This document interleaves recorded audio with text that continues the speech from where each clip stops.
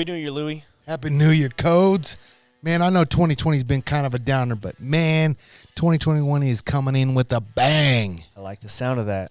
Our boys over at Snowy Mountain Rifles are giving all our listeners 15% off any custom rifle. Any custom rifle. You were telling me I'm getting 15% off the Alpine Hunter, the Full Curl, the Long Range Hunter, or the Alaskan built to my specs. I talked to Paul myself, man. He said time to build your dream rifle. I can't wait. But that's not what all they do, man. They do everything. They do custom Cerakoting, fluting, gunsmithing, and custom ammo. I love it. Man, I'm telling you, right now is the time to use that tax return. Hey, it's not tax return season, my friend. It is stimulus check season. Oh, snap. I forgot about that. Well, whatever you do, now's the time to build that dream rifle. Check out Snowy Mountain Rifles, and when you're ready to check out, type in that Gladiator 15. Oh, man, I can't wait to build mine. SnowyMountainRifles.com. What's up, Coach? What's up, Louie? Man, I got something to talk to you about. All right, let's hear it. Tito knives. Tito knives, ultra light, ultra sharp. Okay, so you heard of them. I heard that they are the real deal Holyfield. And those bitches are surgical. Surgical. Spell that for me. S-U-R-gical. Surgical. How about that? That's close enough. Well, I may not know how to spell them, but I know how to use them. And they the real deal, bro. They got who's who using the knife. And I'm telling you, man, check out their site, TitoKnives.com. A lot of people say Tito. A lot of people say Tito. It doesn't matter. Spelled the same. And it's as sharp as hell. Type in that code GU15. Save 15% off your purchase. Because saving money is just like making money. Ooh-wee. GU15. Everybody knows what I'll be wearing. Yeah, man, your wife talks too much. She wants her underwear back. Come on, Codes. Everybody knows I'll be repping that Cryptek camo. From battlefield to backcountry. Okay, so you know what's up then. Bro, I always know what's up. All right, well, check it out, man. Everybody knows they got the #1 camo in the game. Not only do they have the best camo, but they got the super slick everyday gear. I rock my solids, looking good at work, and even better in the field. Woo-wee. They got the real deal. Check out the website, Cryptek.com. And once you get done shopping around, and you get that little shopping cart up there, type in Gladiators 2020 and save that money. Ooh, everybody likes saving money. On this podcast, you get to save money by listening. Gladiators 2020 when you go to the checkout at Cryptek.com. Damn, Code, I know you had a rough year this year. Yeah, you know, because I hunt with you. Well, maybe I'll be rubbing off on you, but guess what? Our boys over at Mountain Primal Meat Co. got our back. All you tag soup-eating fools, good news, help is on the way. Man, next time you barbecuing at your crib, lie to all your friends. Tell them that you shot this. Man, they got meat for days. And everybody knows you cannot beat their meat. MountainPrimal.com. Check them out. Type in that code, Unleashed15. Save 15% on your entire purchase, and they will ship to all 50 states. Man, that's Unleash15. You cannot beat that. Just like their meat. Right? You know it. This podcast is brought to you by Cafaro International. The best in the business for all your extreme hunting products. Get a hold of our friends for the best packs, frames, tents and shelters, sleeping systems, stoves, sleds, and more. Check out Cafaro.net. Did I mention it's gear for life? Gear for life. Gangster. Gangsta. Check them out. They are a proud partner of GU Unfiltered. What up? We back. And we got a full house tonight. I'm pretty pumped. I'm glad we got to fit this one in.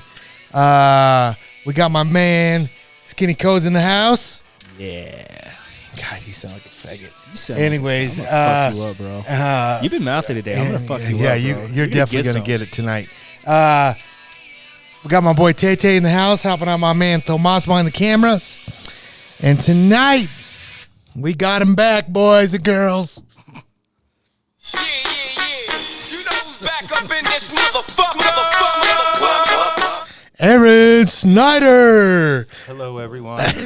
My wife's here, too. And, yup, that's right. I can't fuck. I was just so excited to play that soundbite. I forgot her name. What up, guys? Nothing. Amy was in full-on sleeping garb, and I was like, look, we can't blow Luke off. Not for 2 weekends in a row, No, dude. we got to go, so she got dressed. You didn't have to. Boobies hanging out everywhere. You definitely didn't have to. But I'm glad you guys can, because you are leaving for Texas tomorrow morning, right? Yep, we've got 2 clients for, they're going to shoot mule deer each and an owldat each, and then we have 5 traditional archery clients coming in the 28th. That will be a epic shit Holy show. shit, dude. That's gonna be hard. Well, for them. That's good. I mean, you're gonna be guiding them, so you're gonna want to see them tag out, huh? Yeah, I think what's going to happen, we've got me, Chris, Perino, Wes, which is Scotty's son, Scotty, and Chad. So it'll be one-on-one. Everybody's got vehicles. I'm not driving. I'm going to fly. So what they're going to do is every morning they're going to drop me off at the far end of the ranch, and then we're going to hunt our way back to the cabin. Plus, I need to get my cardio shape back. So I figured it was a win-win. I don't know if that'll be the same guy for 5 days or if they're going to rotate it out. I would imagine it'll be if somebody, kind of poops out, because it is. Yeah. It's 189,000 acres, so it's. Oh shit, It's a long ways back. Yeah. So yeah, it'll be cool. They have U tags, which U's get big, so you really don't need necessarily a guide for owldat in the sense of you don't have to have somebody walk in, but in a case of with U's, you gotta know what tell you're the fucking difference. shooting. Yeah. So yeah, that's the big one. So So how long does this season go on? there's no season for So owldat. it's just like right now, it's just free game.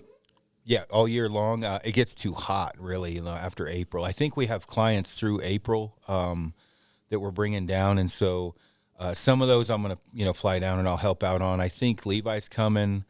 Bob Fromm. We had some pretty big name guys that were coming down. So yeah, it'll be cool. Good for him and good for you.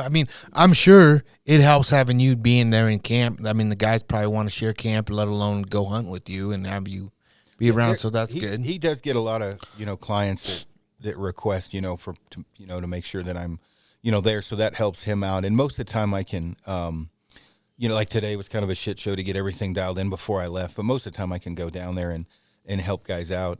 You don't really need help with a rifle. If they're coming down to rifle hunt and they want to have me as their guide, they don't really need me as their guide. But the archery thing's a little bit more difficult. Those little fuckers are kind of hard to kill with a bow, especially a Stikbo. It's a little bit easier with a compound, but big numbers in groups, even when there's just a group of rams, there's usually 5 to 7, so there's 14 eyes. Generally, they're big bastards, so they didn't get 12, 13, 14 You have to worry about like pass-throughs when they're in a group and stuff like that? You do, but it's an owldat, so I hate to even say this, but if there was a 35-inch ram in front of me and there was a U behind it, I'd just say shoot the fucker and we'll tag the U later, or we'll pay for the U later. You're right. It would be different if you were going to break the law. Mm-hmm. You're not breaking a law if you shoot two, because they're what's the word? They're not supposed to be there. They're not native. Invasive. Thank you. Invasive. It's an invasive species. He's smart. Yeah, I know. Smart. Invasive. He is. When How he many shows syllab- up. Syllables. 3 syllables. 3 syllables. I could have told you that. Yeah. I would have said, Alexa. Strategery. What did I say? Bosnian. Placers? Yeah, placers. Yeah, placers. You're a good placer. You're a good trier. So you've been busy yourself. I haven't talked to you for a minute, and I'm telling you, man, if I had to say, like, we've been fucking around this, but you are definitely this. Killing is my business, ladies, and business is good. Yep. Business has been good. It's crazy on like how much you have fucking put on the ground, and it's already 2021. Yeah. So 2020, you had great numbers, great success. For And having that- COVID and everything, 'cause Yeah. I had 7 hunts canceled.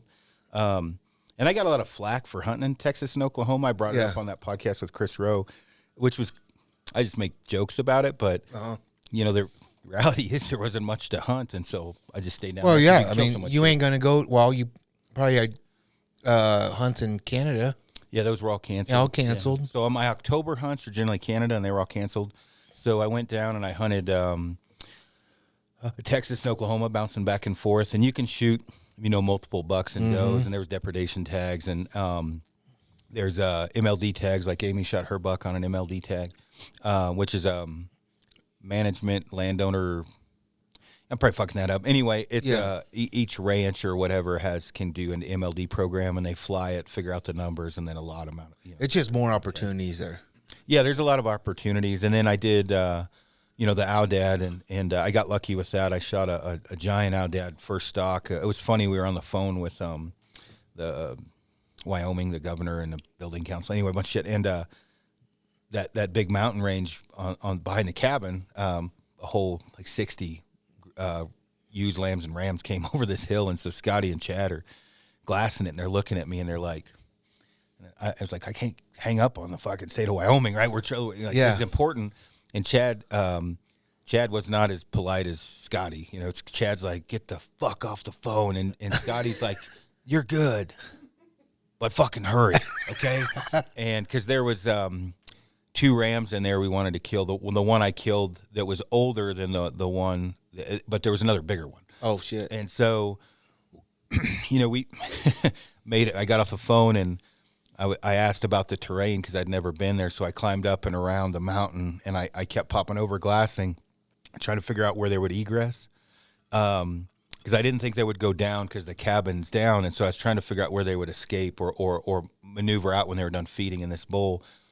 It's crazy. I got behind, and, you know, I was within 120 when I was back there, but that's a par 4 for a Stikbo. So I low crawled up. I had cactus in my dick, and it was fucking horrible. Scotty was pulling shit out with a Leatherman for like 3 hours. I had cactus all over, and In your dick? yeah, the tip of my dick looked like Hellraiser. It wasn't cool. So there was what are the little fuckers called? I was low crawling, but I don't low crawl because it's so loud. So I go on my toes and my forearms or elbows to keep it quiet, and then I drop down right on one of those little barrel cactuses right on my wiener. It was not cool. So I kind of like shook that off until I got to the cedar, and then I looked down. And How I was the able fuck to do you shake that off? pull most of them out of my pants, enough to at least function because it wasn't feeling great. And then, you know, 13 ewes and lambs walked by me at like maybe 18 yards, and I'm like, "Fuck, we're golden." Right? Yeah. They'll walk. We need to wait 3 hours, but they're all gonna come. And the wind was blowing in my face, so it was perfect. A ewe and a lamb walked up, and I knew it wasn't going to be good. They caught movement, whatever it was, or my face, and they were curious because I was in a cedar. They didn't know, and in that the lamb started to nudge my bow limb like this. So I'm like, Right on top of you? yeah, she was pushing my bow limb with her head, trying to figure out what I was, and I'm like, oh, this is not going to end well. Well, it actually helped. So in this group, there was probably 6 rams over 30 inches, but there was 2 giants. The one I had shot, which was 13 or 14. He was the lead ram. I didn't know that at the time. And he had just bred 3 ewes. Scotty filmed it. And then there was a bigger one that was younger that was probably, mine I think was 33 and a half and on one side, 34 on the other. The other one's like 35 or 7, giant ram, So when you say breed, he was fucking. like a rabbit. Yeah. He filmed this railing. And Okay. so that ewe and that lamb, they, Was he? Did he last long? Was that, no, I mean, how long it's did they just like fuck? an elk, like 5 seconds. Yeah, 3 pump jumps. See, they got it too. But he got to do it like 3 times because he builds up quick, I guess. So, Really? yeah, he must be taking Trinabone. So they contest, oh yeah, well they bounced, right? They got scared and they bounded off like 20 yards, and that lamb was man. Well, that ram, he kind of muscled up and walked right to me to see what was going on, and I shot him about from me to Tomas. Oh, fuck, for real? Heart shot him. Yeah, it was 8 steps, so it was pretty close. And that one I shot last year or the year before was 4 steps for me to you almost. Are you shitting me? No, right place, right time. I didn't stalk. I set up on them, and they came down the same okay. thing. And So I shot it, and I thought I'd heart shot it, but you kind of see what you want to see. I'm pretty Yeah. good about knowing where I hit. Well, they all ran. Since it was the lead ram, they didn't know what to do. So the whole group was just standing there at 80 yards looking at me. So I grabbed my camera and filmed it, and then they just exploded. Well, I'm trying to figure out which one mine is, so I grabbed the binos, and I'm looking for blood, and I'm not seeing any, and I see one giant ram run off, and I'm like, either the one I shot's dead or that's him, but I don't see any blood. So I call Scotty. I'm like, dude, I shot a fucking donkey. It's huge. And he's like, where is it? And I'm like, I don't know yet, but I'm pretty sure I killed it.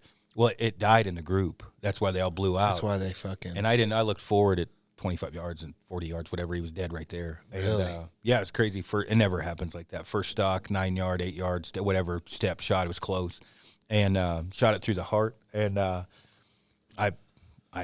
it's in the top 5 ever killed with a. Well, I say that I haven't entered it, so don't give me any shit. But if I entered it, it'd be in the top 5. I think Perino's is probably a couple inches bigger than mine. He killed a big one. Really? Yeah. Perino, he's crazy. So he's patient, which I'm not. Yeah. He went from going to shoot a javelina to a ewe, and then he got on top of what he thought was a ewe and figured out was a ram, and he waited 8 hours above that ram for it to stand up with half an Nalgene in 110-degree weather in West Texas, just Oh, hell no. sucking on that like a nipple off the Nalgene. And then finally, I would have been throwing shit in about 8 minutes to get it to stand Yeah, up. that's what I was going to say. It stood up, and he pinwheeled it, and it's bigger than one I shot. It's big, Really? really big, yeah. So And those ones just cost more. no, it's $5,700 for a ram hunt and 25 or 7 for a ewe, something like No that. shit. Yeah. So, I mean, it's for a sheep, that's very doable. It's the poor man's sheep. Yeah. Yeah. It's getting more and more popular too. So. Yeah. I mean, And Scotty's pretty much booked up in both places he's got. And the cool thing with what he's got, some of the areas you go, you're shoot 'em over feeders or you're sitting in a blind, where both areas where we go are, it's like hunting in the Rocky Mountains. Well, you'll see because you're going to go down. The Davis Mountains are pretty aggressive. They're between 6,000 and 8,000 feet, so pretty high in elevation. And then the other spot we hunt, which is up north, is on the Palo Duro Canyon. So it's ag fields on top, and then it's basically the Grand Canyon. now, is that what they eat? Is the ag there? I mean, Well, down where we're at in the Davis, it's a shithole. I mean, I say that it's beautiful, but it's cactus. yeah. So, what are they? Are they like having? Is that what they're eating? Is cactus? Yeah, you'll see them gnawing on shit, and you're like, how the The hell fuck you are they that? eating? Yeah, Yeah. so, just whatever obviously the desert's providing. We've talked about this. Like, what do you make your aoudad in? To dog food. We ground it up. Those poor bastards. I know. Speaking of those dogs, those fucking things are huge now. They're like fucking cattle. I'm turning into a vagina, dude. I didn't think I'd ever love a pet. Fuck, I love those dogs. Really? She gives me shit all the time. I'm such a pussy. They're huge. Like when I saw you fucking saying you're walking them, I'm like, holy shit, because it's been what, 2 months since I've been over to your guys' house. I bet. Like Odin the other day, I look up and he's Eat on your with phone. my fucking wallet, right? Oh. Of course I can't yell at him. Come here, buddy. It's okay. Here, have a treat. She's like, what the fuck are you doing? He's in trouble. I'm bad. I spoil him. Fucking give you my 2 little mutts. Fuck those little dogs. I'm ready for them to croak. I swear. They're right at 100 pounds now. So Holy they're big. shit! Yeah. But Little under. each of them are 100 pounds. Yeah. So I think Magnus he doesn't look as big, but he's taller and longer. Really? And then Odin's built like a fire hydrant. He's short and stocky. Like me. What's that? No shit. Yeah. So they got about a year of growing left, I think. Oh, you fucking guys! You guys are gonna need a whole fucking bigger house just. I for tell you that. what's bad is Odin hops in the bed. Uh-huh. That's a fucking problem. Yeah. Because he takes up the whole bed. She doesn't like Long it as way, much. yeah. Yeah, but yeah, he hops up and then tees off and lays on both of us. But they're super chill dogs. They're cool. Are they shedding a lot? They're not bad. And I'm sure in the summer they probably will. But Yeah, that's true too.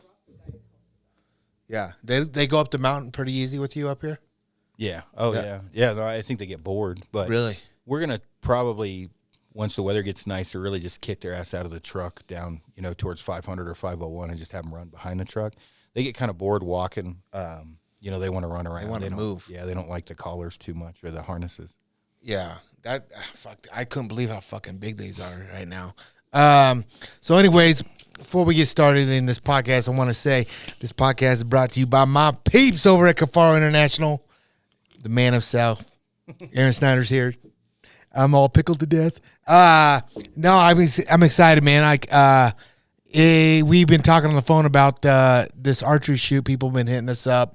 about our spring shoot we did last year, the best of the best, team compound, team trad, or what I don't know how we called it. Who ended up winning that? I don't know who winning. Fucking. So right now, I think this is what I'm agreeing on. I think you and Cody, as much as I would love to be your partner, right? Mm-hmm. I think you guys need to partner back up, and it should be returning champion. Try to be, I guess. I'm gonna take it a little step further though. I'm gonna go actually try, not be hungover, and actually compete hungover. a little bit. Yeah. But you know what I mean? Like, what I guess what we've been getting is a lot of messages saying, "Are we gonna do it again? How are we gonna do it? How can we sign up?" And I mean, we did an invite only last year, and I think we're gonna open it up to be a 2-day shoot, Saturday, Sunday, right? And then we are gonna the money shoots on Sunday. And we're just going to do top qualifiers, right? Let me take it from here. Let me show you something. Remember that when he talks about, like, if there's a fire and then you take the fish aquarium and throw it on the fire, but what if the aquarium's filled with gasoline? Yep. He was fucked up. Yeah, that was me. Yeah. That's so me. This short drink break is brought to you by our people over at killcliff.com. Energy drinks that don't suck. You ever wonder why this podcast is the bomb.com? Well, I'm going to tell you why. It's because we be sipping on those Ignites all night long. My personal favorite is that cherry lime Ignite. And when I'm feeling a little freaky, I mix a little Tito's with it. And it is the bomb. There's no sugars. It's all natural flavors, B vitamins, electric lights. And I mentioned it's totally American and a proud partner of the Navy SEAL Foundation. Yeah. But it doesn't just stop there. They got a whole line of CBD recovery drinks with the brand new Flamin' Joe out. Mango Tango, Orange Crush, Strawberry Daze, and the GOAT. Give them a try. Go to killcliff.com. Check them out. Pick your flavors. And when you're done, type in that GU15 to save that money. Well, I think what we're going to do, this is the plan right now. Saturday is pre-registration. The only limit is the amount of people we can have at the range, so it's going to be probably 75 or 70 teams, something like that. We'll shoot 40 targets on Saturday, and then we are going to take the top 20 teams for Sunday that will compete for the money shoot. It'll be $50 to enter Saturday per person, and we'll have prizes and giveaways and shit like that on Saturday. Sunday will be the money shoot. So we'll have 4 people or 2 teams per target, and then we're going to skip. There'll be a person on target 1, nobody on 2, somebody on 3. Now, if you did not qualify in one of the top scoring teams, what we're going to allow you to do is, rather than paying $150 per person, so day 2 will be $300 per team, $150 per person for the money shoot. If you suck and you think you can win on Sunday, you can pay $250 per person or $500 per team and buy your way in if you choose to do so. That is what we're leaning towards, and I think what we're going to do right now. So if you traveled a long ways, you just had a bad day Saturday, you can buy in for Sunday. There will be a limited amount, first come, first serve, as far as the buy-in goes. I guess it could become an all-out bidding war on who gets to shoot if there was that many people. Yeah, but I mean, that's kind of why we're raising the ante, too, because we want to I mean, Saturday, anybody can come shoot. I get it, you know what I mean? But, and Sunday, you're more than welcome to come and spectate or whatever. This is all part of, it's going to be at the American Bowman again, and we want to be able to, minus whatever COVID restrictions are right now. I mean, we haven't even really talked to them, but I know they're going to be gun-ho for this because they're going to make some money off of this. Yeah, it'll be good for the range. It'll be good for them. And Aaron's going to try to reach out to a few guys to come out and shoot. I think you mentioned Levi, and I already called dibs on that because I said, if you get Levi to come down and shoot compound, he'll be my partner. I'll pick up the stick. Oh, shit. No, I don't know. I think it'd be fun. I'm excited. We'll get some big prizes for a lot of people, now that we have time to plan this, it'll be good. So your entry fee will be good. And if we don't get donations, guess what? We'll go buy them, and I'll get you some cool swag and giveaways and stuff like that. Yeah, we'll probably have some novelty shoots if there's time. But Sunday, we're not going to shoot 40 targets because I hate shooting 40 targets. Sunday, I'll just be 20 targets.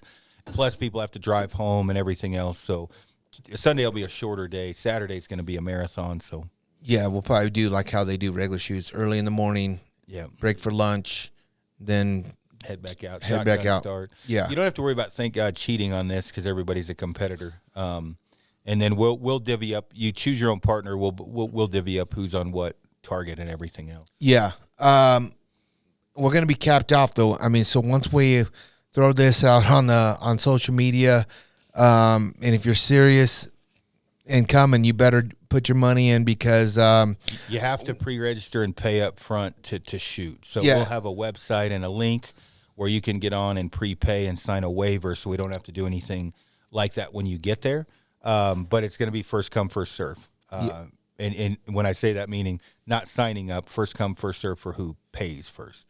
yes. So on that note, okay, for all you trad guys, I will fly you out if you guys can hang and beat Snyder in a trad competition. I want to beat this guy.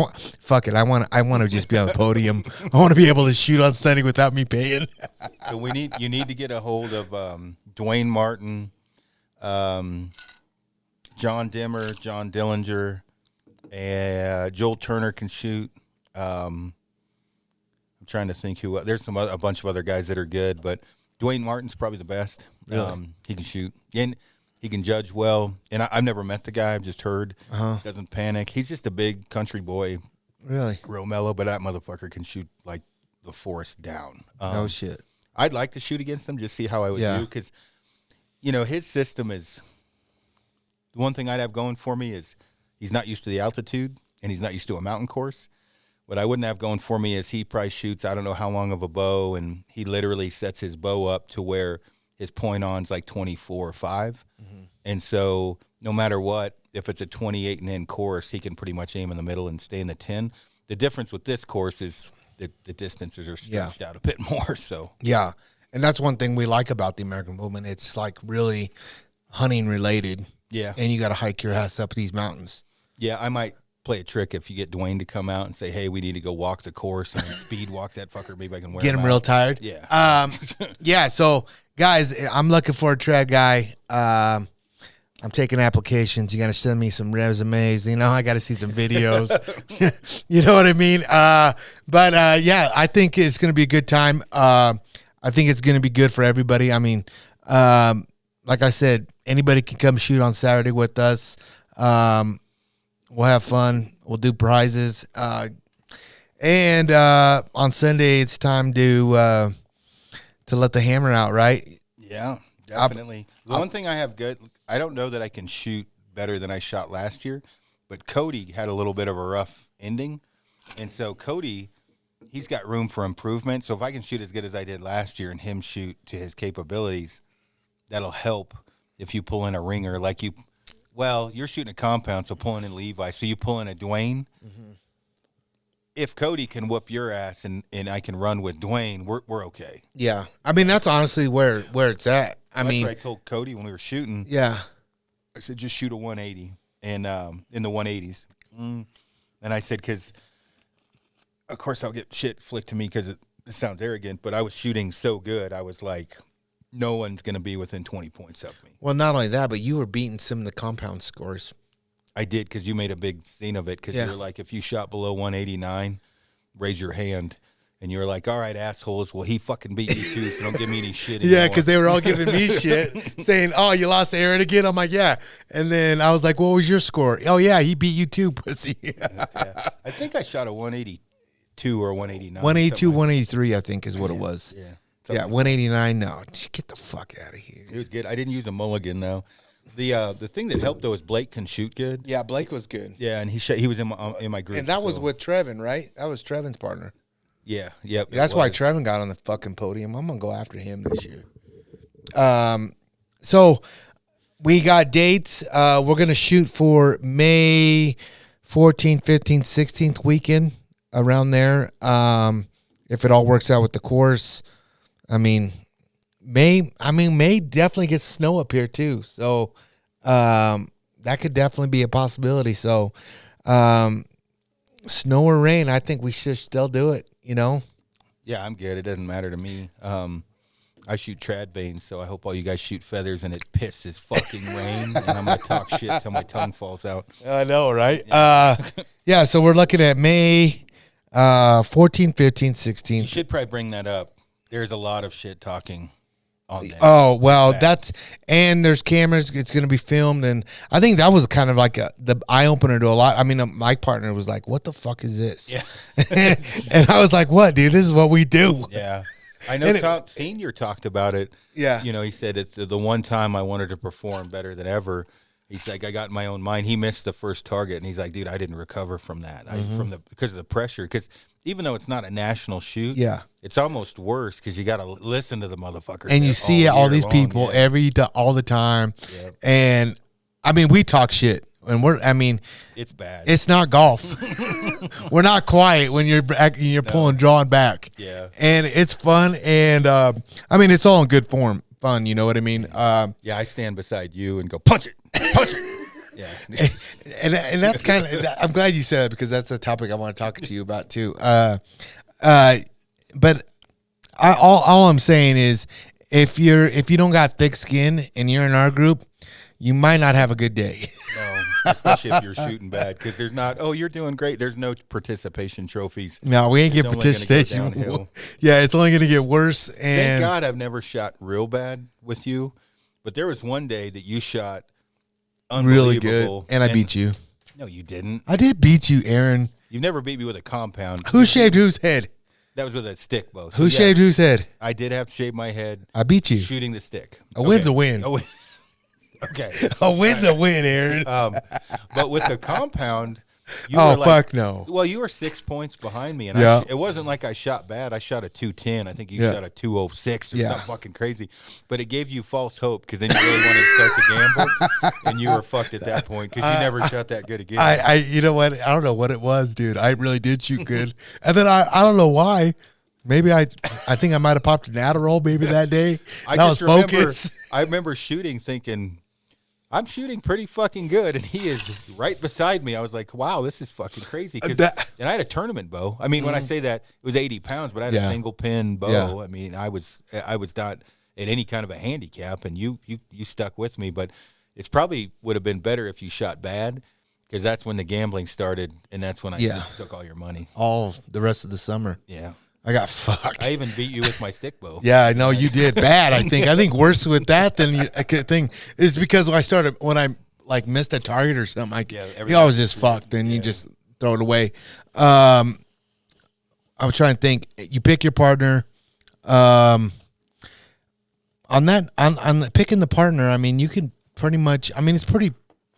I mean, I would just say like you're probably the upper hand with anybody on a compound, but around here. Yeah.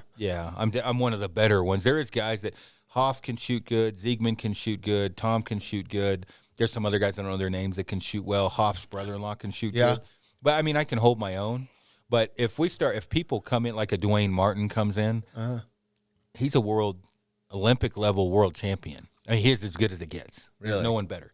So I kind of want guys like that to come out just to see how I do against them. Yeah.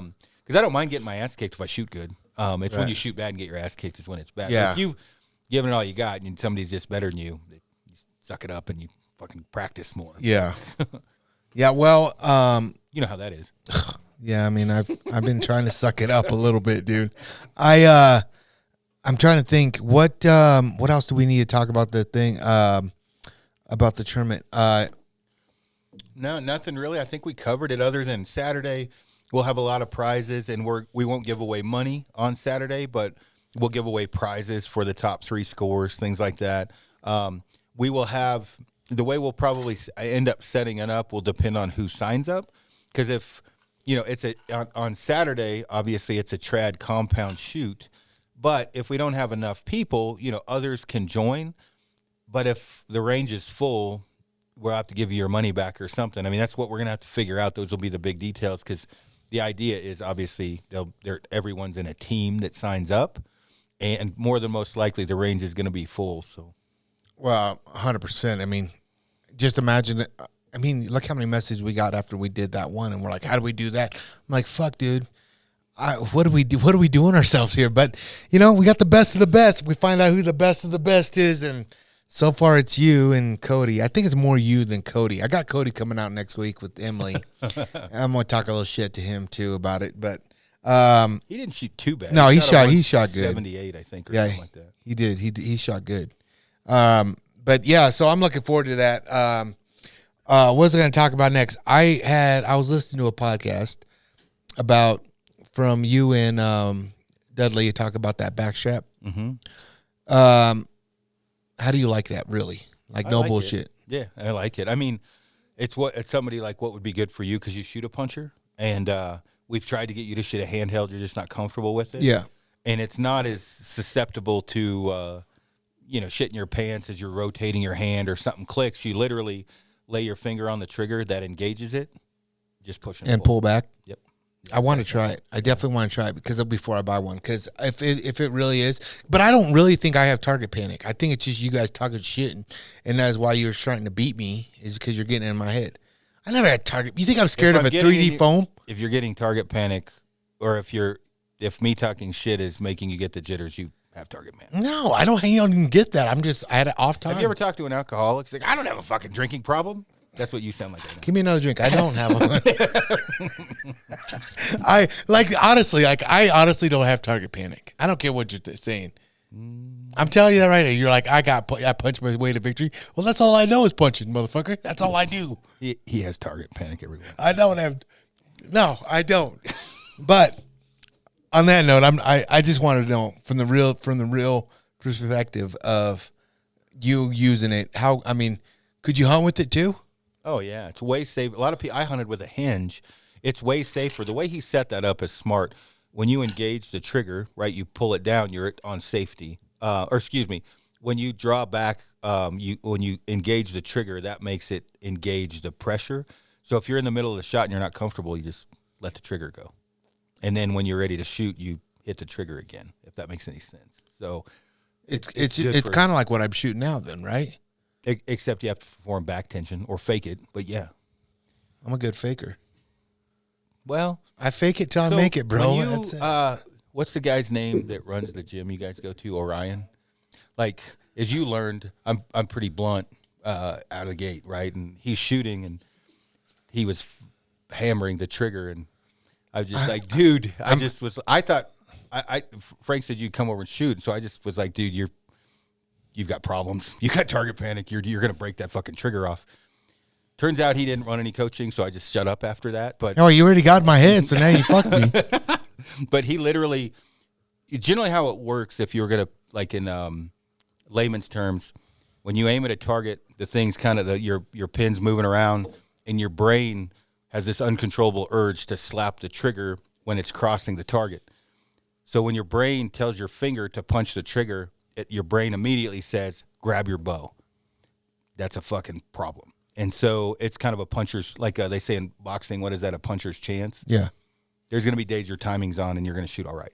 For the most part, if you can't wrap your mind around pin float and you can't control the movement and just let it float and execute back tension, you're going to punch it as it's figure eighting. Yeah. The problem with that is the other ancillary benefits, I guess it wouldn't be a benefit, is what your left arm does after you punch it. The other thing that'll happen is you'll start to hold low. You can't bring the pin up. And so the Frank, at one point in time, I think we were shooting at 100 yards. And Frank mentioned, he said, man, I can't believe, I shot a good group. And he's like, I can't believe you can hold your pin that steady. And I was like, I can't. What the fuck are you talking about? Yeah. And I was like, dude, my pin floats all over that. I just keep looking where I want to hit, let the pin float happen. Naturally, it just goes in there minus wind. And he's like, you're not holding that tight? And I'm like, fuck no, dude, I'm all over that target. I'm just able to control. Over time, it's taken a lot of time, that pin float. So that pin's floating all over the 18-1, but I'm looking where I want to hit. Subconsciously, I'll end up hitting it. Not all the time. But most people, when they can't, if you're a control freak, Amy. Yeah. She can't handle that pin movement, and so she has to punch the trigger. It's just driving her crazy because she's a little bit of a little bit controlling, maybe a lot. You just want to And be so like, we go to got- your home. Yeah. Just go to your home. So we got her a back tension release. She shoots a Stand Perfects. She operates that thing great. And so everybody's mind's different on what's going to work for them. You know, everybody's a little bit different. For me, that hinge works really well. Once it clicks, I just let the pin float, and I did the same way when I hunt. The problem with people that are punching that trigger violently, every time you shoot, you're ingraining bad habits. So you get to a point to where you literally have to tape the person's finger behind the trigger because they can't not shoot. They have to punch it. And so if you tell a guy, all right, just keep aiming, his mind won't let him, and he'll hammer the trigger. And so that's where you take the sight off and shoot close, because then you've taken your brain out of the equation because there's no pin float because the pin's gone. Oh, I see. And that's how you start to practice and get away from target panic. And I've had it, you know. And so what happens when you see a guy too long of a draw leaning back, he's got no way to perform really back tension at all because he's so extended. And then when he's hammering that trigger, the violence of your finger, especially the end of your finger, like when I shoot a trigger, the trigger's way back on my finger. Yeah. I wrap it around, and that movement in my wrist, Yeah. when that wrist strap hits my hand, I'm actually performing back tension, and I'm not using my finger to pull the trigger. That flex in my wrist pulls the trigger into my finger. Most people just hammer it. You're ingraining bad habits into your head. Yeah. And eventually it'll get to a point you've got to take the sight off. And it's like Alcoholics Anonymous. You have got to stop like 2 to 3 weeks straight, blind bailing, no sight, with good form to break that years of hammering the trigger. Really? Yeah. I mean, did you see my first step? I quit drinking whiskey. I just started drinking Cliff. Yeah. Well, as an example, and I'm only saying this because you shot with me, and I'm sure this will. I don't really think I have it, but hey, whatever. Have you ever seen me double clutch, flinch, not let down on a bad shot? Mm-hmm. When? When I'm in your ear, making you laugh. That might make me let down. Yeah. But letting down is a form of that you have control of it. Yeah. If you watch a guy that can't not let down, he's got target panic. Oh, really? A form of it. See, I can lay down. Yeah, I've seen you It's lay usually down. because I don't have an arrow in my wrist. Yeah, no shit. You forgot to load it. And I'm like, oh, fuck. But truly, and there's better coaches than me by far. I mean, I'm just general knowledge. But if you see a guy and he never lets down, he's got target panic because not every shot of that fucking bow is a good one. Right. So if you know during your mental shot process, if you know something's going wrong, you've seen me let down 4 or 5 times on one target. Yeah. That means you have control of your shot. That's why I say punch it. Yeah. Because I know you can't. It gets in your head, and you're like, fuck it, I'll show him, and you hammer it. Nothing good ever comes out. You're a motherfucker is what you're doing. And I get it now. Pretty much, Yeah, you done fucked up. Shit, I get it. I mean, damn, you got to go pee-pee? I spit my chew out. I got pee-pee. You got a pee-pee? I do got a pee-pee. Let's pause it, and we'll go tuck wieners. Yeah, let's go. I got pee-pee. Hold on. This bathroom break is brought to you by Help to Hunt for the serious big game hunters seeking to put the boots on the ground. Get that knowledge of all your Western state hunts from Arizona, New Mexico, Colorado to Utah, Nevada, Wyoming, Montana, Idaho, Oregon, and Washington. Tell me more. Tell me more. What can I tell you, Luke? I'll give you the unit harvest statistics, access points, watering holes, even the best place that you can camp. Oh, snapperoo. I'm in it. Tell me more. Is it expensive? How many packages can I get? 3 different packages, and if you type in that code UNLEASH20, you get 20% off. I don't have it. I know I don't have it. I don't know what I'm talking about. Well, I'm not saying he doesn't know, but Well, there's a podcast coming out soon, Tom and I did, which everybody should listen to, where we talked a lot about this. Tom who? Clum. Oh, cool.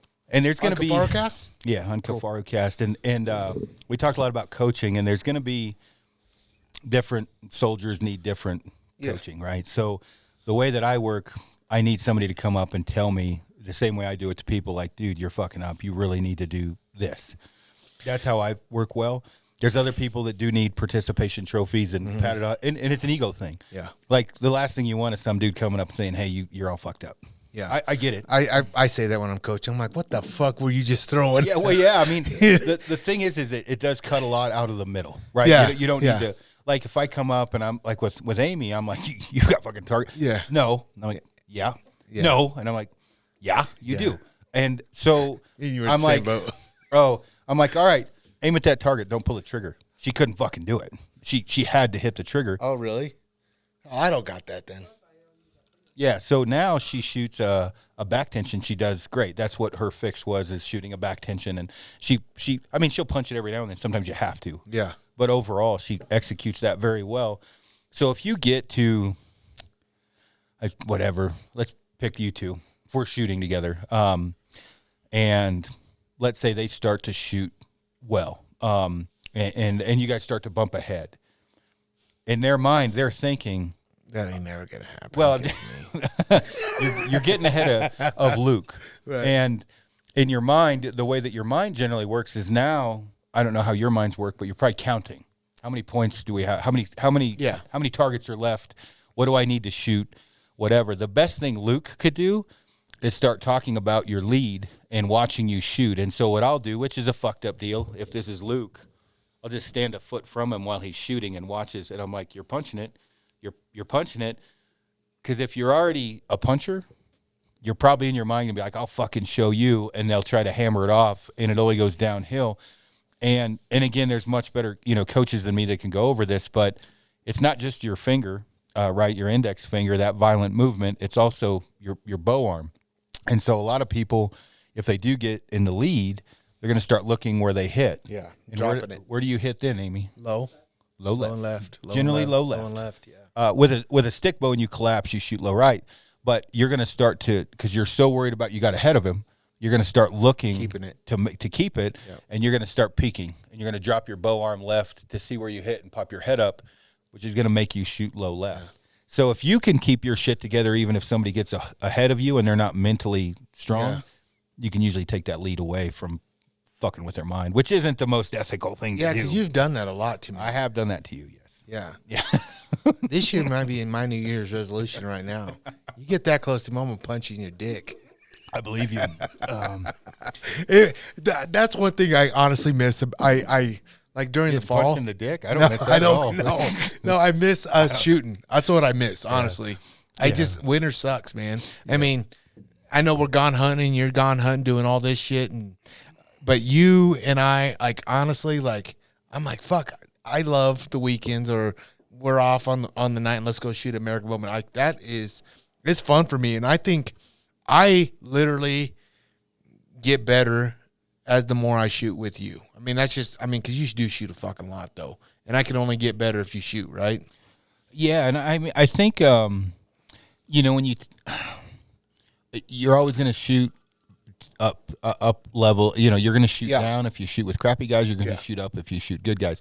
Now, shit talking aside, I mean, it is difficult when people are shit talking, but one of the things, like, you'll know, like, I shoot better with more pressure than I do with less. Mm-hmm. And that's because you're concentrating more. Yeah. And if you can focus that concentration, good concentration, and not fuck that up, you're going to shoot better. And in a way, Bill Pellegrino explained it to me a couple decades ago.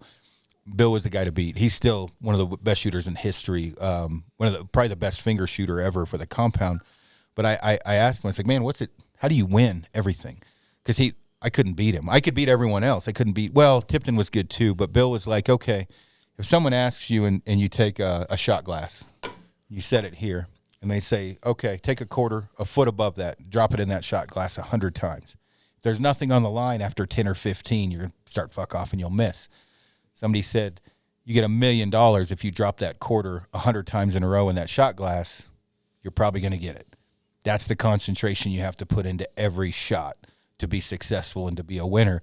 So the days, and I told her, like, the day of that tournament, I was like, I'm going to fucking crush everyone, because I was going to put, a lot of times we start fucking around, winging arrows at shit, and that's from judging to shooting. So when you walk up to judge a target, if you take the rangefinder out of the equation, judging is more important always than shooting. Most people can hit a fucking paper plate, right? Judging, walking up to the target and doing your process of judging, which what I do is I look at the target, most of them I have ingrained in my mind, and I'm like, all right, that looks 37 yards away. Then I do 10-yard increments, and then I cut it in half. I take that median and mode. Generally, it's going to end up somewhere around 36 to 38 yards, and that's how I judge. If I just walk up and we're flinging arrows, 37, shoot, I might be off, where if I did my median and mode the way I normally judge, I might get a little bit closer, so I might catch more 12s or whatever. Then the shot, not letting someone get in your head and executing every shot to the best of your ability, it's fucking hard to do that for 40 targets. And so I can't hardly concentrate that long anymore, but when I'm really, trying to obviously shoot my best and win, which you should do all the time, and I don't, you're going to be at a higher level than anyone else, because most people don't have that type of concentration, or even to know how to do it, to focus that.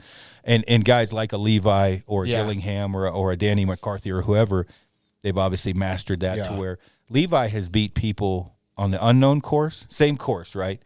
Unknown and known shot on the same course. So Levi didn't have a rangefinder, and the known pros did, and he beat the known pro class without a rangefinder.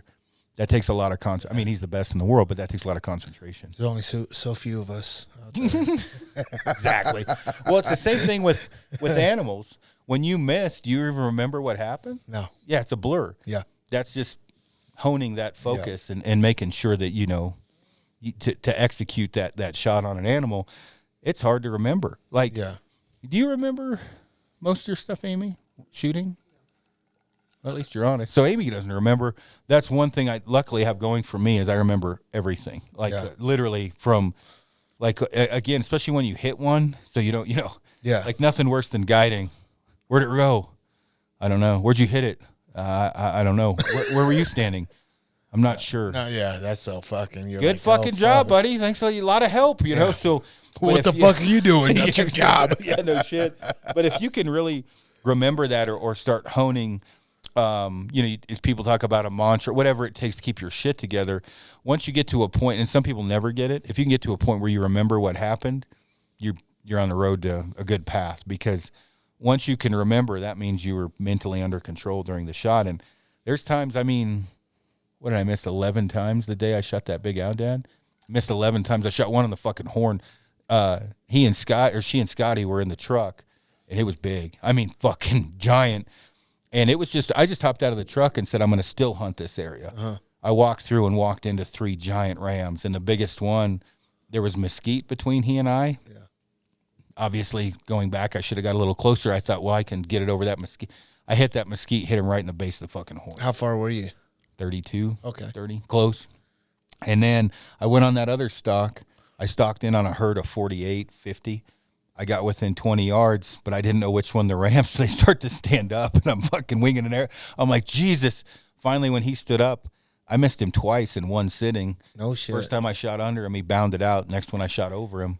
So part of it, too, is having a short memory, whether it be on the course or the hunting.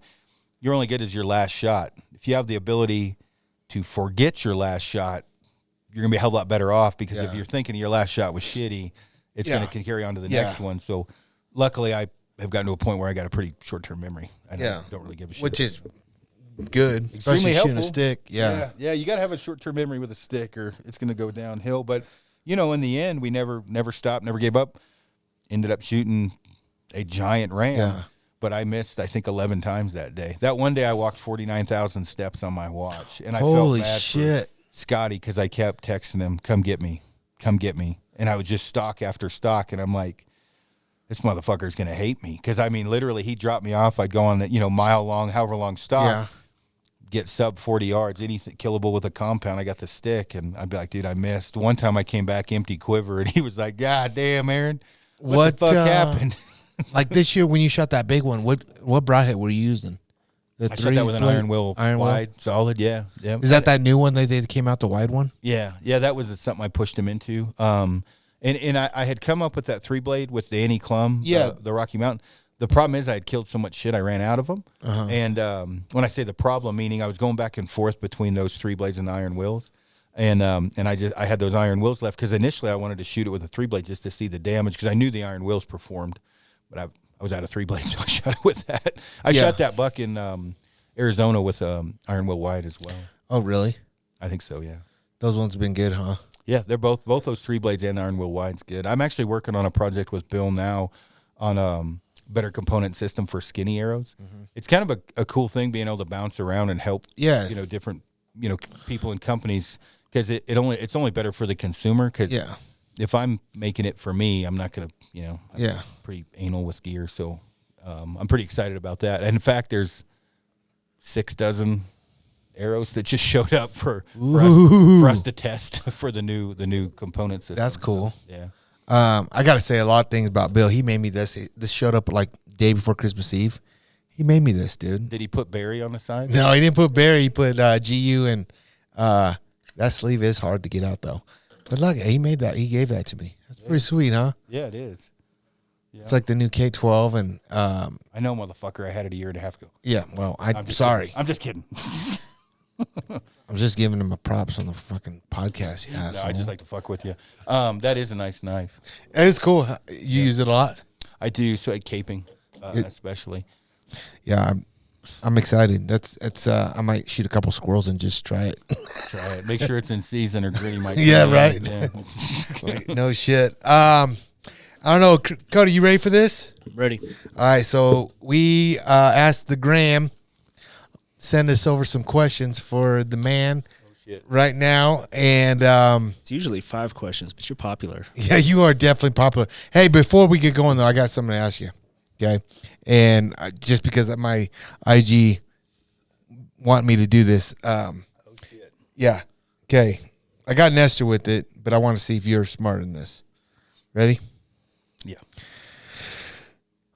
What do you call? Come on, dude.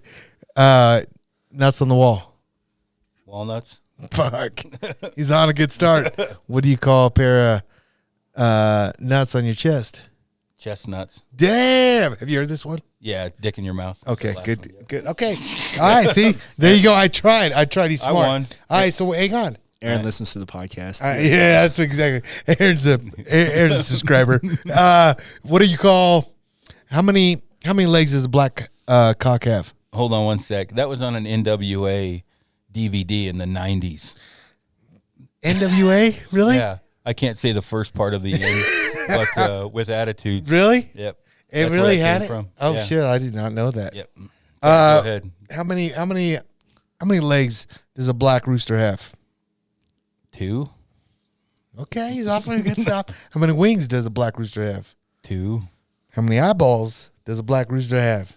2. Okay, how many hearts does a black rooster have? 1. Damn, motherfuckers, about 1,000. All right, how many whiskers does a white cat have? A white cat? All of them? How many whiskers do they have? I had 16. How come you know all this shit about black cock, but nothing about white pussy? I know, right? Got him! Got him! On that note, how many whiskers does a white cat have? 16. I just said that. What the hell? I got it right. I just listed up. No, I don't know how many. You know what's funny? When I was in my younger days, if My you, white pussy in the house doesn't have any. good point. If you snip the whiskers off of one side of the cat, they walk in circles and get all fucked up because that's kind of their sensor. You'll see them bouncing. Really?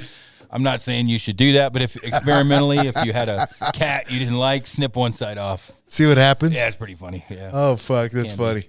All right, Coach, you ready? All right, Aaron. We got first one up is Boone at Boone S0914. He wants to know, how does it feel taking all Luke's money in archery competitions? Fuck this. You know what?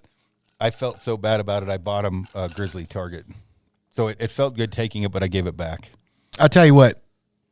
If I have to give anybody my money, it'd be definitely Aaron.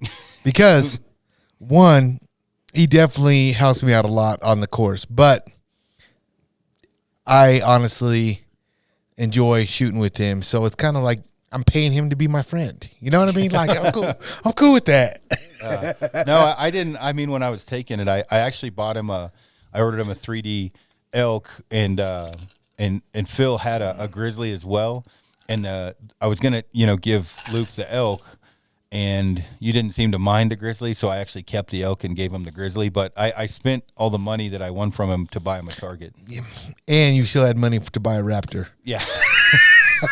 It's a lot of winning. That Raptor was a lot. I'm in the fucking Geo Metro over here. Next question. All right, next question is still from Boone. He's got 2 questions. I don't know why, because this dude is definitely not cool enough. He wants to know, Aaron, will you teach Skinny Codes how to load an arrow in his bow before he shoots? Yes, I will. Just slap this motherfucker.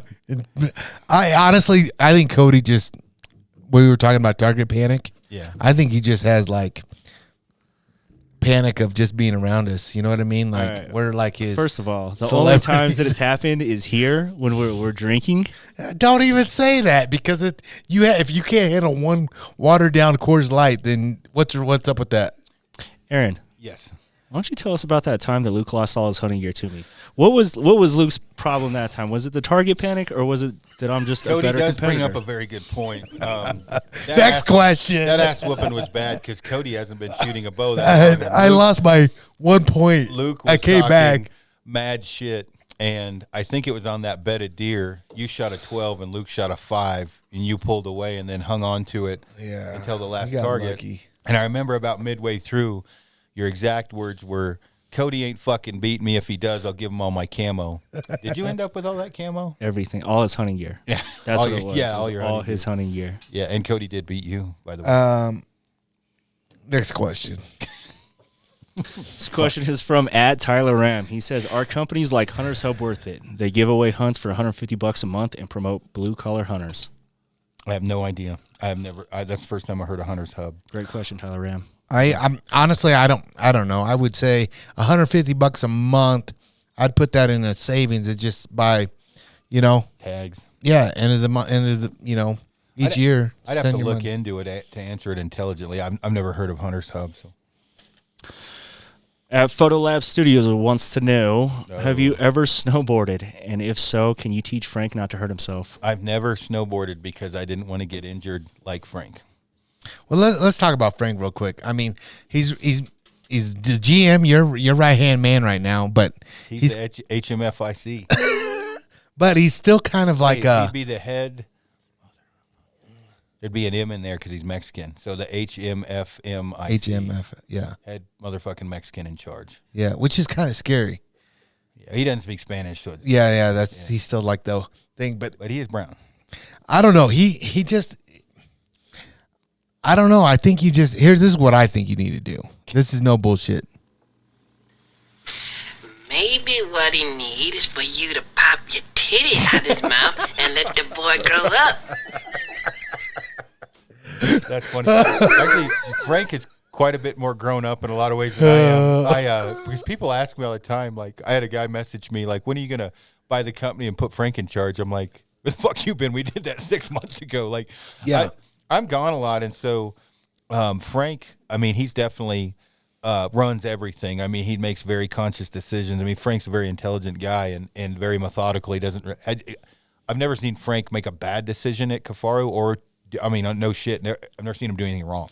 He might have done it the other night at the podcast. Yeah. Yeah, maybe.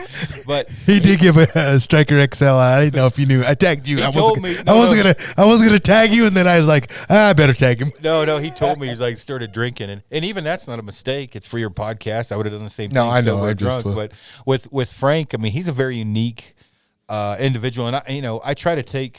Well, obviously, I gave Frank a brand new truck, Yeah, so yeah. I try to take good care of him. But Frank's one of those guys that. I can't really actually depend him on. He's not very good at saying thank you, but if I called him and I was in a different state and I just killed 6 elk and 2 people, he'd load up his truck and come help me. I mean, Frank is a very unique guy to where you can always count on him. I mean, he's always going to help you, and he has an internal strength or discipline that he was born with that most people don't have. And when I say that, it truly, I've seen him do things to where I'm like, Jesus, that fucking little bastard is tough, because I've had it trained in me, right? Yeah. And Frank didn't wrestle really to speak of. He competed some in sports, but not at a super high level, right? But there's an internal strength in him that is just different than most people. And guys will bug me like, you need to get on alone. I chew too much Copenhagen. Yeah, And drink too much fucking coffee. Yeah. Frank probably needs to get on alone because Frank doesn't drink caffeine. And I think Yeah. maybe there's a skill set, like a few things I probably would teach him before he left, just from, obviously I'm older, so I've learned Yeah. more, that I would teach him. But I would be willing to bet Frank would win alone. Or be in the top 3 because he's young, he's strong, he doesn't drink caffeine, he's very regimented on his diet, and other than some knowledge shit that I would probably he doesn't know snares and he doesn't know how to make fish traps, and I can teach him all that. Yeah. Mentally, I don't. There's not too many people that now. When I say that, Amy could probably beat the shit out of Frank in a fight. Yeah. But I'm not going to argue with you on that. He's just and I say that even a few months training with me, he still can. Yeah. Well, and not everybody can. Not everybody's. It's the punch. I think it's like he's such a nice dude. I mean, let's put it there. There's when you see blood, there's the killers. Yeah. And there's the people that be like, oh, I mean, there's guys like Cody. Oh man, well, you all right, bro? Can I get you a napkin? Yeah. And there's guys like, let's say me and you. I'm gonna keep making that motherfucker bleed. Yeah.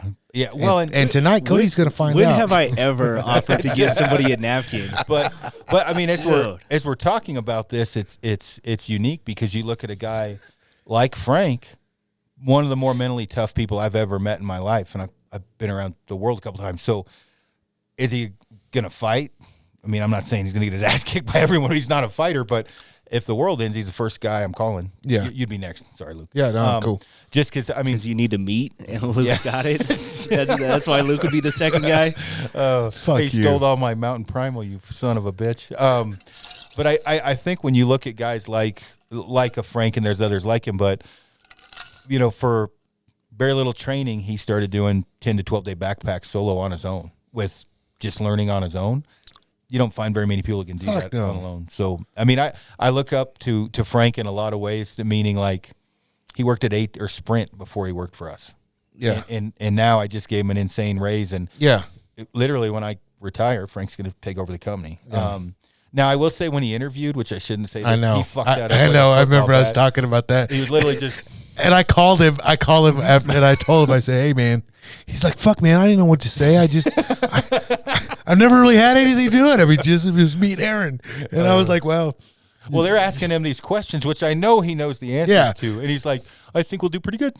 Yeah. And I was like, fuck, Frank, I set you up for fucking stardom. And I think he just knew his job security. Well, it was funny at the end. They were like, do you really think he can run the company? And I'm like, I have no doubt. I promise he can do it. And they're like, he seems a little nervous. And I'm like, he's a go-getter. He's not nervous. I was like, he's always been under me, and he never really. I mean, I knew he could do it. But literally, they're asking him these questions. He's like, yeah, maybe, yeah, probably. He's probably has cock on his mind. Always thinking of dicks, right? Oh shit! Oh, big, that's funny. Veiny, triumphant bastards, right? You have more questions, Codes? Yeah, this will be a nice segment of this one. I already know one of the answers. Fuck, kill, or marry Luke, Tort, and Skinny Codes. Who fucking asked that question? Oh, this was at Matthew 5. Sorry, man, I didn't give you that shout out, bro. Man, that's retarded. No comment. That's stupid. I mean, let's just keep it real. You're gonna fuck Tor. Me and you are both fucking Cody. We're fucking Cody. Although I don't know, I got bigger titties. You need to pull up Deliverance song that me. Yeah, right. Sure, got a pretty mouth, right? Yeah. Next question. All right, JHost12 wants to know what is new for 2021 at Cafaro. I can't go into a lot of it. Yeah, actually, I can't. I don't want to go into it because I don't want to deal with people pestering the fuck out of me when I bring something up. Like I brought a box stove up a year and a half ago. It's been in Dana's office. Mm-hmm. Well, we're in the middle of buying the company. There's a lot of shit going on. A box stove is not top of my list.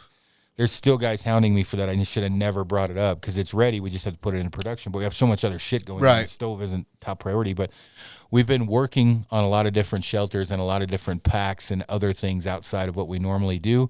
Whether that'll be in 2021, I don't know. But we are looking at expanding. That's cool. I'm excited. Well, whatever you guys do, it's always badass and top.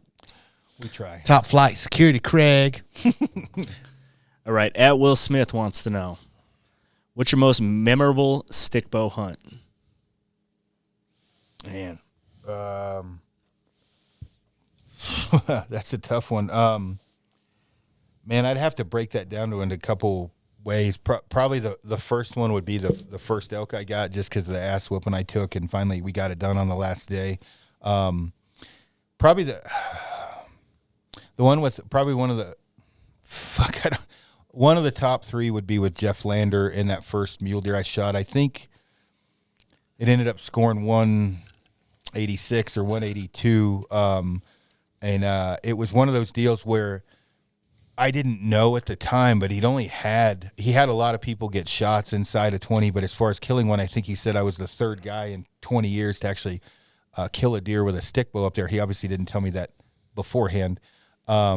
Unbelievable stock, unbelievable week. I learned a ton from Jeff Landry. He owns Primitive Outfitting. That hunt and that deer and that stock would probably be in the top. I'd say one of the other ones, just hunting with Scotty Campbell, who's become one of my best friends. All the hunts with him are fun as hell. That elk hunt's a big one. And then the Wolverine was probably the most unique because it wasn't anything I had planned on. Only a couple people in history have shot a Wolverine with a recurve, and how all that kind of panned out was pretty crazy. But there's been so many freaking hunts at this point, it's hard to keep track of them. Yeah, I mean, even like whitetail, all the big whitetail you shot. I mean, fuck. Yeah, crazy. I've been lucky with whitetail. It's hard to pick, but I would say really it's not necessarily the animal, but the people I was with. I would have to say actually the one with Frank where I missed and he killed one. We were in there for 13, 14 days straight, went out, basically hung out with Amy, went and ate dinner, and then hiked back in, and I ended up killing the real old 3x3. That's definitely one that would be difficult for me to top like that.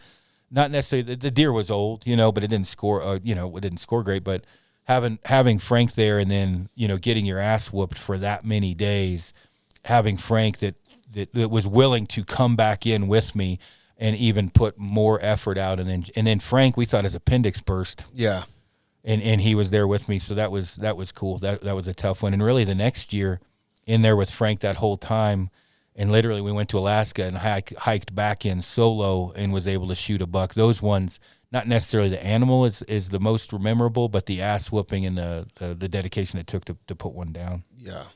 I would definitely say it's always the people you share it with. I called her. I missed that wide buck, day 11? And I had one more day to hunt, and I called her. I said, and very rarely does this happen. I was like, I'm fucking done. I miss you. I climbed to the top of that mountain where I had service. I said, I'm coming home. And she's like, you have a day left. I'm like, fuck it, I'll regroup. I was like, this isn't, I just missed at 12 yards. I was hanging off a cliff. I about fucking died trying to kill it. And it just was, I was not doing well, mentally. And I was like, fuck it, I'll kill one when I come back in. So for that $40 dag, I definitely got my money's worth because a lot of stocks with Frank, then coming back in and shooting one. You missed the poon, huh? That is a big problem. Poon. Yeah, punching your clown in a bivvy only goes so far. Like switching hands, the only do that for so long. Same. Plus, you're all dirty, you're calloused up, your wiener gets all raw. It's not good. It's not good. Let that shit build up. Like once you get to a point where you're getting headaches from MSB, massive sperm buildup, you might want to rub one out. I hear you, dude. Keep that shit loaded. You got any more? Yeah, last question from our friend at TJ Perez. He wants to know, did you stop having children when you started getting blumpkins? I don't even know what a blumpkin is. I didn't know what it was. Ask around, So listen, I didn't know what it was either. So I FaceTimed him. I was like, and he answered the phone on FaceTime, whatever. And I didn't know. I said, hey, you sick fuck, what does blumpkin even mean? This guy's at a restaurant with the waiter right there. He goes, I gotta go. He went outside and he told me, and these guys knew. I didn't know what it was either. Go ahead, Cody. Tay, I'm not good. Tay, you want to come over here, bro? And spit it? Tay said it's when you're taking a dump and your girl comes over and gives you a head, and if you get really freaky, she'll stick her finger in your asshole, too, at the same time. Where would TJ even come up with that? I don't know. What are he and Paige doing? That's what I was thinking. I was like, man, you're some fucking sick shit, dog. That's crazy. Blumpkin. I don't know. That's a new one. That's it. I got one just on a late limb right here while we're doing the podcast. Your buddy Mike that just moved here in Colorado, right? Mike Hearn. Yeah. Good dude, right? Yeah, as good as it gets. I can't wait to have him on the show, and he's a funny little fucker. Yeah, and towering 5'3". He wants to ask, What's black and blue and doesn't like to fuck? I don't know. No, he says you know. I'm not telling. What is black and blue and doesn't like to fuck, Snyder? I can't remember. What is it? Come on, he says you know. He told me this joke when we were on the mountain. I can't remember. Oh, well, he's going to have to tell me because I said, what? Okay, tell me what it is. He goes, just ask him. He'll know. All right. Well, to be continued. I want to hear the answer to that. Yeah. What else am I going to talk about? You got a new camera? I did. I got 2 new cameras. What? I got 3, actually, I guess, because we got 2 1DX Mark IIIs, and then I bought a 5D Mark IV today for packing around and a little bit cheaper in case I roll off a cliff. I'm not fucking around this year with photography. I want to focus on it. No kidding. Yeah. It's big. It's a big camera. It's dope The camera, 1DX, though. Yeah. Fuck, it's giant. You know, the thing is like when I first got into photography, actually a funny story. The first decent camera I bought was a Canon 6D. Mm-hmm. It's kind of the entry level, higher end. Yeah, it's what I rock. I don't know what the fuck I'm doing, right? And we're in a teepee, and it's like 4 degrees. So I go to change the sensor, and my nose drips, and I pop the lens off. Snot drips straight in the fucking sensor. Oh no! So I dry it off. I shouldn't even tell this to the hopefully the camera store doesn't listen to this. I go to the camera store, and I'm like, I really didn't like this one. Can I get the 5D3? So they let me exchange it. Oh fuck! Hopefully the guy didn't get screwed about the 6D. That's not the most ethical thing in the world, but wow. I didn't have the money. So I got a 5D Mark III and had it. Paul Gustafson, my buddy Montana, Paul and a couple other guys. The Crazy Trekker, another dude, photographer. He kind of knew what he was doing. But I had learned from a guy, and I'm going to have him on the podcast soon, from Tibor Nemeth. He's a world-renowned photographer. I met him at a Vortex photo shoot. He was the photographer. So I was supposed to be like what's that called? I was part of the talent, whatever. Yeah. One of the posers, basically. Yeah. I didn't want to do that shit, so I just followed Tibor around asking him questions. And I learned in a 3-day photo shoot so much about photography. And he's fucking awesome. I talked to him today. I'm going to have him on the podcast. And he was kind of telling me what to get and what to look at. And I bought a Canon 5D Mark III, and that's what I took to the territories. And some of the best photos I'd ever shot were with that Mark III. As time went on, I got into the Sonys and higher megapixel. Nikon. Yep, I had a Nikon 850 and 810. Yep. And all of them are great cameras. And again, I shot Sony a ton, and I kind of started thinking, okay, I'm gonna get. And I had 2 5D Mark IVs that I had traded in and a bunch of lenses. But I was like, okay, the best photos I ever had shot were with a Canon. I like the color. I know the system and how the camera works. So then I'm like, they just came out with a mirrorless. Mm-hmm. The R5, right? The R5. Yeah. And so I was like, do I get a mirrorless with the new lenses? And one of my buddies like, dude, you should just buy a 1DX, because if you have people like a David D. Austin or whatever following you around, you don't need to bring your camera, just use your phone. And then when you're going to do photo shoots, take the 1DX. And I'm like, man, that's a pretty good point. Yeah. And then, I mean, I did get the 5D Mark IV. It's not as good of a camera as the R5, but it's a good camera for if we backpack in. But with low light, the 1DX has 20 frame per second frame rate. So for sporting, it's unbelievable. But for low light, it's only 20 megapixels. And the problem with a higher megapixel camera is there's so much data in that photo for low light. The lower megapixel cameras actually take better photos. And actually, the other day with photographing the dogs, it was cloudy as shit, and the dogs were running around. And those photos, awesome. I just got the camera and was adjusting and just fucking with it. Yeah. And those photos came out, and it's not image stabilized. There's no five axis image stabilization inside that thing. Yeah. And so those photos came out unbelievable. So of course, we dumped, sorry, honey, a lot of money into camera gear in the last few days, but yeah. I really want to focus this year on not just going to the range, but cataloging and sharing that like we've done before. But not just going on a fishing trip like we used to do, photograph it and share that. And I just like photography as much as hunting. Like if I had to stop hunting tomorrow, I'd be fine shooting photos. I mean, killing is a little different. Like obviously it's not the same as putting animals on the ground, but man, at this point I've killed so much shit. I'm sure I sound arrogant or whatever, but I really like photographing people's Yeah. hunts. Yeah. And catching the moment, as gay as that sounds. So I'm not going to stop hunting by any means, but I'm going to tone it down a little bit this year and try to photograph a lot more. I must say, like, I enjoy watching your photos because that's what got me into photography was your photos, honestly. Yeah. And I'm nowhere near as good as you, but I don't give a fuck. I'm having fun doing it, and I'll take 1,000 pictures, and I might get like a group of 5 photos that I was like, yeah, I'm gonna post this shit. Well, Yeah. I think like with photography or archery, now that I'm shooting more, you'll probably maybe not necessarily from me, but a friend of mine or me or whatever, you'll probably pick up a few things. Just Always. like when I'm with photographers, I pick things up, and I think I'm gonna get the R5. and if you do, which sucks because they're out everywhere. I saw the lenses, dude. The 70 to 200's the size of half the size of my 70 to 200. I know. And so, the thing that's nice with that is you truly could get away with that 15 to whatever the fuck it is. Yeah. And a 24 to 70 and a 70 to 200 and shoot really anything, minus maybe macro or something crazy. But it's weird with photography. Not to go too in depth in it, but I always looked at it like you're trying to stop time to convey what's going on in a photo to everyone watching. And one of my favorite photos I'm scrolling through here is actually of Amy.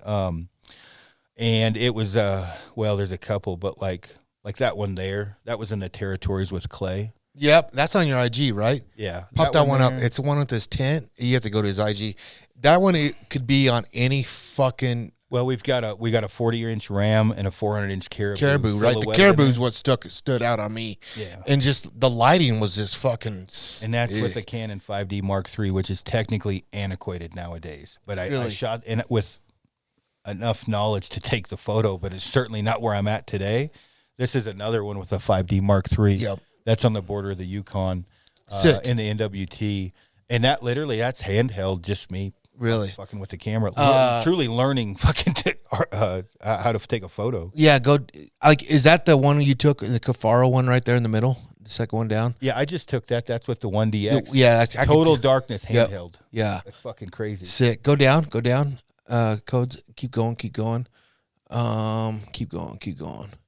It's keep going. It's the one you'll see a tent with the caribou lit in it. Keep going. So that's the photo right there where I dripped snot in my camera. It went black. Just kidding. That one right there. No shit. That was with a 5D3. Not that one. That's Go the down. first week I had a camera, but I had guys helping me. And so I think it's down a ways, right? yeah, just keep going. And anyway, it's just it's another challenge, and you can't ever. Well, get and I bored think with it. it's awesome because what I like about photography, it's you get to capture like where you're at, memories. That's probably see if you can find that one. That one right there is probably my favorite photo of Amy. Did it turn black yet? The with the smoke coming up off the Yeah, coffee. she's drinking coffee. yeah. Yeah, making coffee. But like, if you go through these, I think you got to well, go you down took quite that a bit. one, or no, Frank Yeah. took that one. No, I took that. Don't be giving Frank my credit, fool. That's That's looks like Frank with Cody the Covey. fucking. I think it's down Keep one. going. It's a ways. That one's good. That one right there, is that with Sony? So no, that was with a Canon. That top right one, click on that. So the one thing like with this, to get that starburst, you got to go to like F16 to F22 to get that starburst. And I edited this a little bit, but that's Paul Gustafson in that photo. This is back when we would just go to take photos. We'd shed hunt and take photos. The one thing people don't realize, that stovepipe's for a 12-man teepee. I grabbed the wrong pipe. That motherfucker's longer than shit. Yeah. Hey, look, it's little Frank. That's Keep another one right there in the territories. Yeah, the middle one. Yeah. Yeah, those are all sick. This is what drew me into. I want to go in the backcountry, and I want to just fucking do photos like this. This is sick, dude. It fucking motivates you. Yeah, it does. It definitely. That one up there's sick. Man, That's Kaylee. that's sick. That one on the left, that's little Kaylee. Really? Yeah, climbing. I took her on her first 4-day backpacking trip. Right there, she was trying to convince me that she could fall down and we should turn around because she was being a pussy. She didn't want to climb to the top. But Is that the 14er on her? yep. That's a Terrial. Oh, okay. That top right one, that's Bill Vander whatever Iron Will. That's his dad. Was that right one before I FaceTime you guys when you guys were on the stock? Yeah, no shit. No, remember that. I was like, why'd you answer this motherfucker then? But yeah, no shit. Like learning photography though, like splitting that sun, and then I went up to f/22 to get that starburst. And then f/22. See, this is you lost me on that already. So your aperture, your oh, aperture okay, super high, so you get that starburst. That's the Owdad I shot. Oh, right there, right there, the middle one. There's multiple versions of that, but yeah, that one you showed me wasn't that one. I don't think. Yeah, the one backed out is a lot better. Yeah, but that literally is just Clay and I, I've got it on a timer, and yeah, it's cool. I mean, that's a 400-inch caribou and a 40-inch ram inside the guide's tent. I didn't even notice the ram. I was just fucking stoked about the fucking caribou. That's a sweet photo. The middle. Yeah, that's right on the border of the Yukon, and I was with Tyson Muscle. So do you use a lot of Lightroom when you do this shit? You know, back then, yeah, I did. Now I don't. And mostly, and Tiber told me this: the better photographer you come, the less you use Lightroom. Right. So now, like back then, I took 78 or 79 photos of this. Mm-hmm. And I picked that one, and then I torqued it. Now, the edit's good. I like that edit. Awesome. But honestly, the original photo, if I knew what I was doing, would have been probably better. Really? I didn't know metering, and I didn't know how to adjust the camera. So, like, scroll down a little bit, and we'll go to a current. Okay, that one, go in the middle. The mule deer. Yeah. That's not edited at all, and you can see it's milky, perfect. It's perfect, and other than the deer's a little bitch, but the photo's perfect, and there's no editing in that one. That one on the bottom right, like that one, that's handheld with a giant deer. I think Frank was with me with that. This was on Green Mountain or something. Yeah, that's sweet. He had 18 does with him. Holy cow! I had to crop that, so the actual file is grainy, but I had to crop it for social media. He was just slaying puss, huh? Yeah, he's a big deer. I like night photos, man. That's another crazy deer right there on the top left.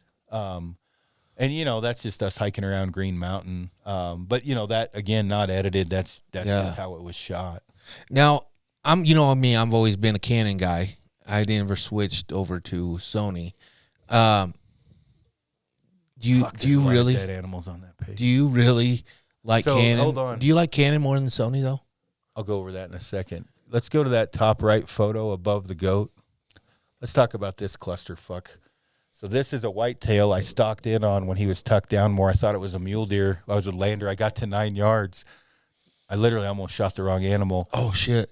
Does ran by. He stood up, and I literally went to full draw, and I'm like, whitetail. That's a 180-inch fucking whitetail. So that top left one and the bottom right, I got 9 yards from, and you can see that speck in the back. That's Lander trying to get the deer to stand up. I was like 8-9 yards from it, behind it.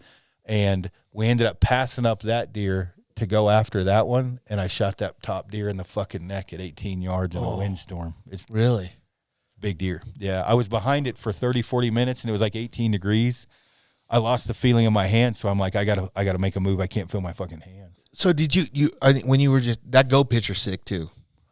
All those are. Yeah, all of them. Okay, so that top right one. Go up real quick. Yeah, that one. That's about an hour before I called my wife and said, oh, and you said you were done, huh? See me in the top right? That's the deer's ass. So those vertical cliffs, I was climbing down those, and my calves, because I was vertical, my calves started to shake so bad trying to wait for the deer to stand up. It got to a point where I'm like, I can't make it anymore. So I bumped my ass against it, and I used my limb tip to balance myself, and I gangster shot it like fucking Deadpool style. And I just... And he stood up, and I tried to, it didn't work. I didn't fucking kill him. And then I could barely climb out of that fucking cliff. And then that's the little bitch deer I shot when I hiked back in and went solo. But it was a cool trip. Yeah. That's what makes, what bag is that? That's the Bane. I packed that. See that mountain behind? Yeah. Frank wasn't with me. Normally Frank would have been there to the guy. You had the Bane and you packed that bitch out with that? Oh, it looked like I had I had my bow in one hand, a game bag in the other, and then that Bane stuffed full because I was too lazy to go get my pack. Oh, my God. I missed Frank badly that day. Yeah, dude. That's a Frank photo in the middle. Frank's a hell of a photographer. Yeah, he needs to do more because he has actually done more with this coyote stuff. But like that picture's sick. I mean, we could look at your IG forever especially the ones when I'm in it, like that one. Okay, Fuck. so the top right was literally the bottom right now, the teepees. That was literally one of the first photos I took when I got that Canon.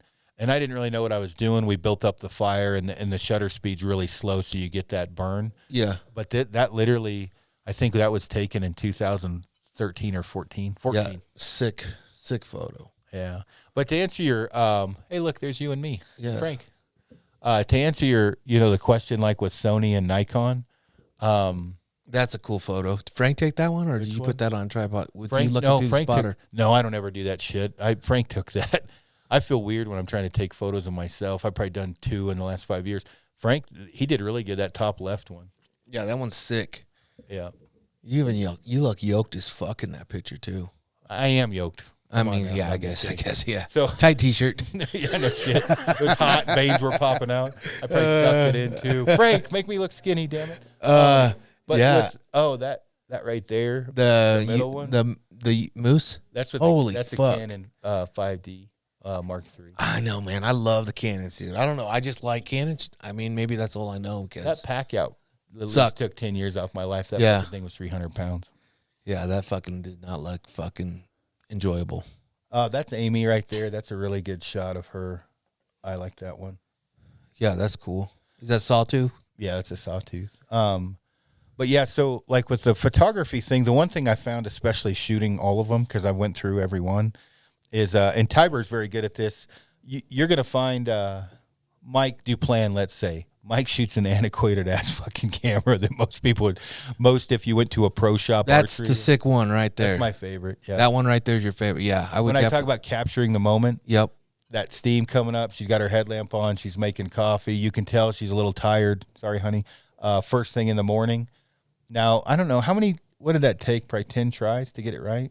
The steam was a bitch, but I've got a headlamp lighting up that steam. But I mean, that just truly tells a story in the photo by itself without even having any words to it. But that bottom right one tells a story of me and fucking Braden and Phil getting our fucking ass kicked. Yeah. Yeah, this is probably the one where I've seen you guys made canvases out of this. This one's sick. Yeah, it was rough. That was a rough trip. But with the camera, if you have, because people message, you have to have a decent budget, but you don't have to. The thing is like if you look at Canon, in my opinion, crushed it for years.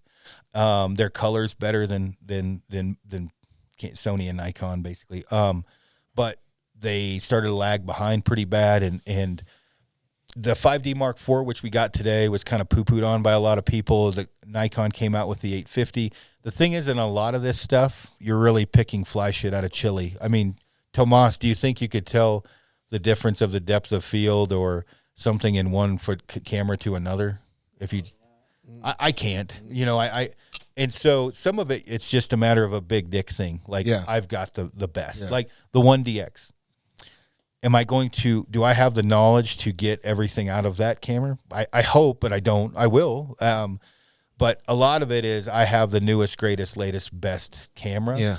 But really, you take any of the top cameras, they're all amazing. Now, if you're a sports photographer, you want a higher frame rate. You're blowing up photos to giant sizes. You need a high megapixel.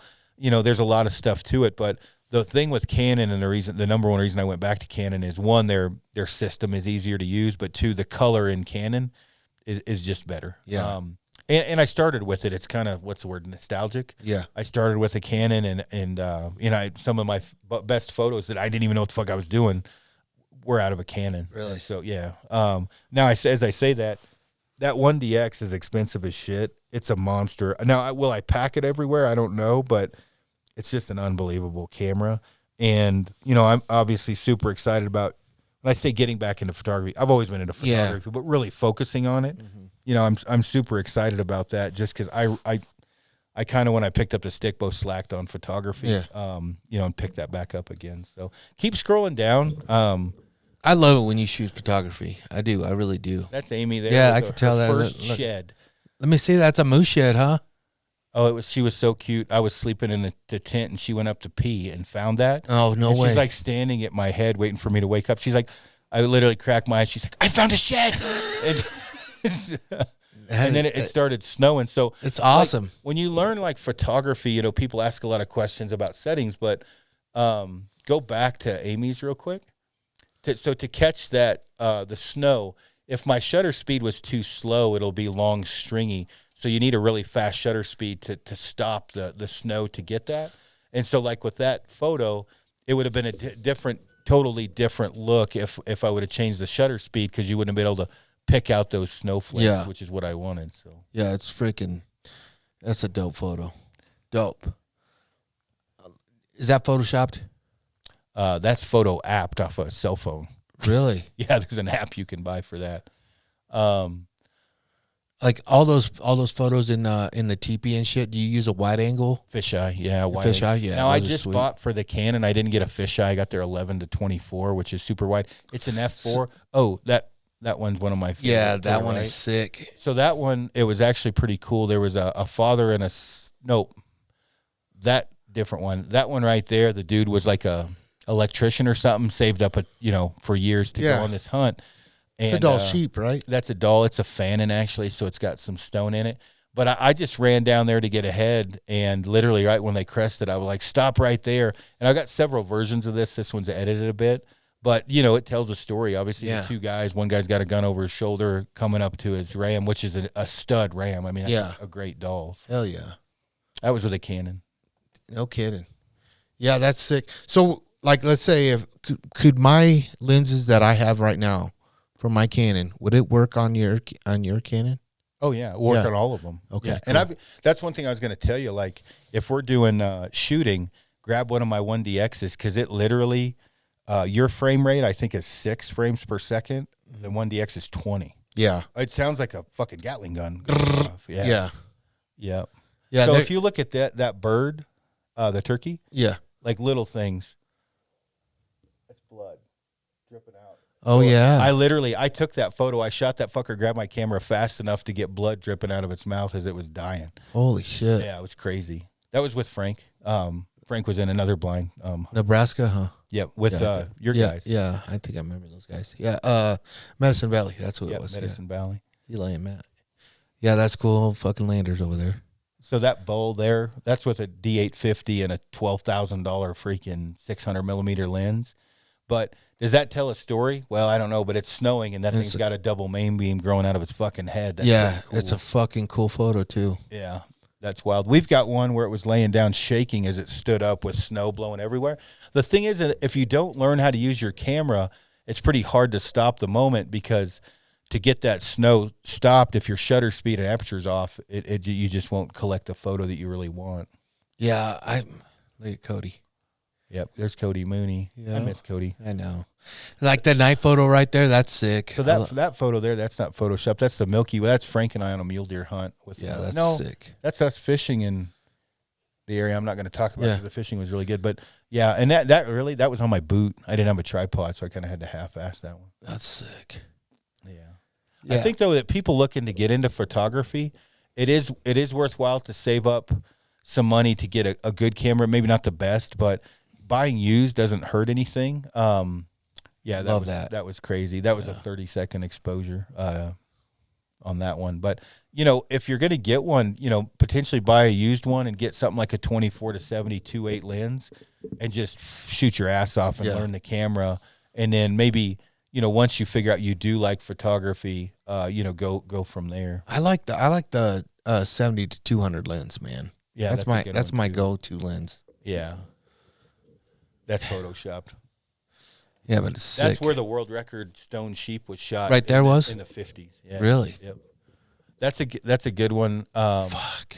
That's not photoshopped in the middle, but so for example, that one in the middle, if I knew what I was doing, I fucked that up. That had too many megapixels. That was like a 45 megapixel camera, and it's just shit in the background. I mean, it looks kind of cool, but when you have less megapixels, and you know what you're doing on settings, because it's kind of blown up in the back in the Milky Way. It's sick though. It's irritating because now you know what you could have done with it. Yeah, a lot better photo. But that one in the middle there, I know where that's at. Yeah, that one there's pretty cool. That's right outside of Lander's camp. I walked across the tracks and I'm like, oh, that'd be a cool photo. And then of course some dickhead told me that I was breaking the law by standing in the railroad track. Fucking people. But you know, that's a good one. Scroll down a little bit more. Yeah, those are all good. So that one, actually go up to the top. So that's Cal from, that's that moose we shot in, Cal shot from First Light.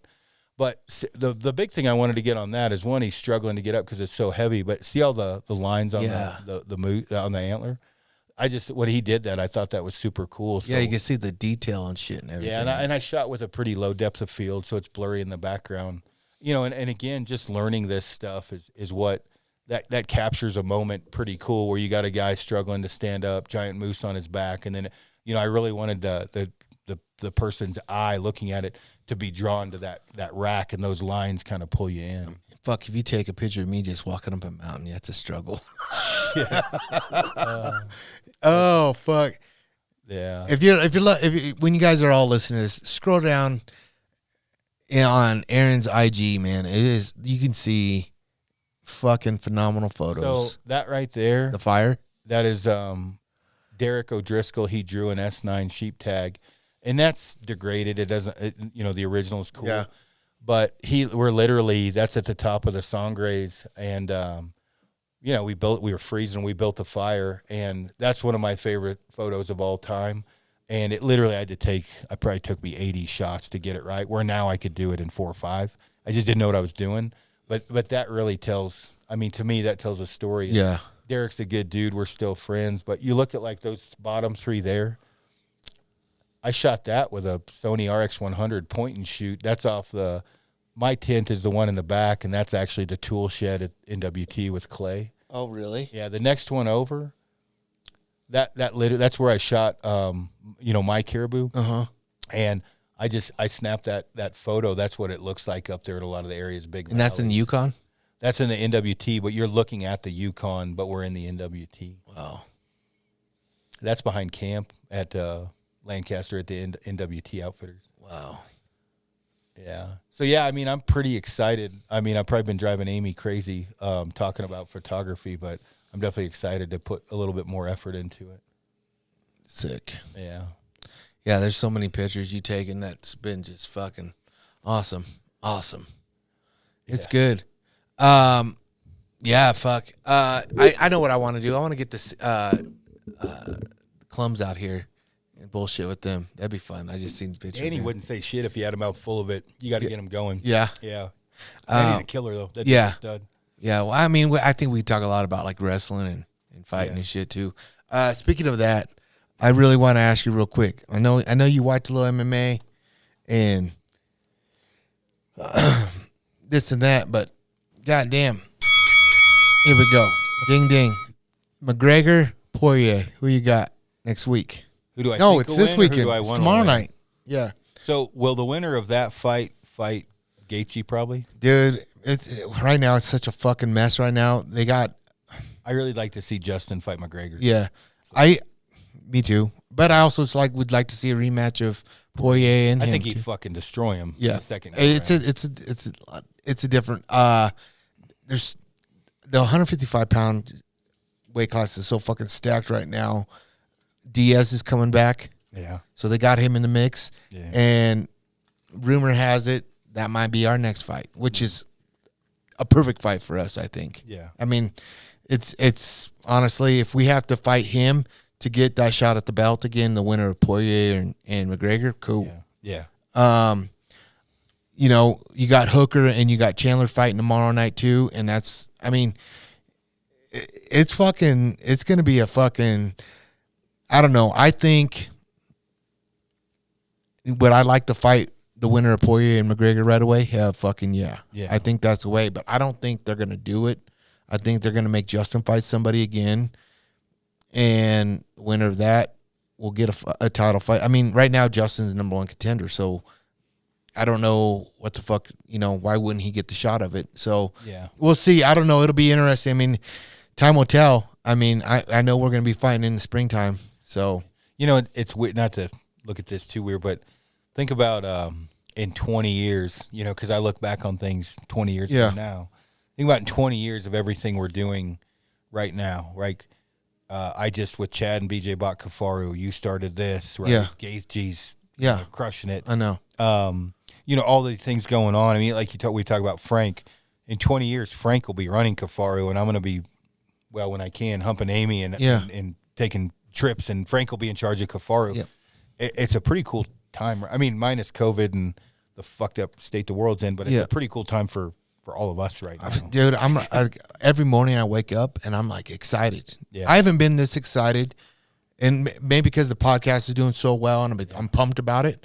And I'm excited every morning to see what fucking happens. Like what's going on, what's new today, what's going to happen. Minus Cody talking shit every morning, other than that. What do you mean every morning? Like you call me or what? Well, fuck you. I do, When he rolls over in bed, it's the first thing he sees. he screws, whatever. Fuck off. There's two things I see. It's either Amy or a giant white fluffy fucking ball because he's stuck into the bed. Right? But that's what I'm saying. Like life right now is so good right now for me. I got my son turning 1 tomorrow.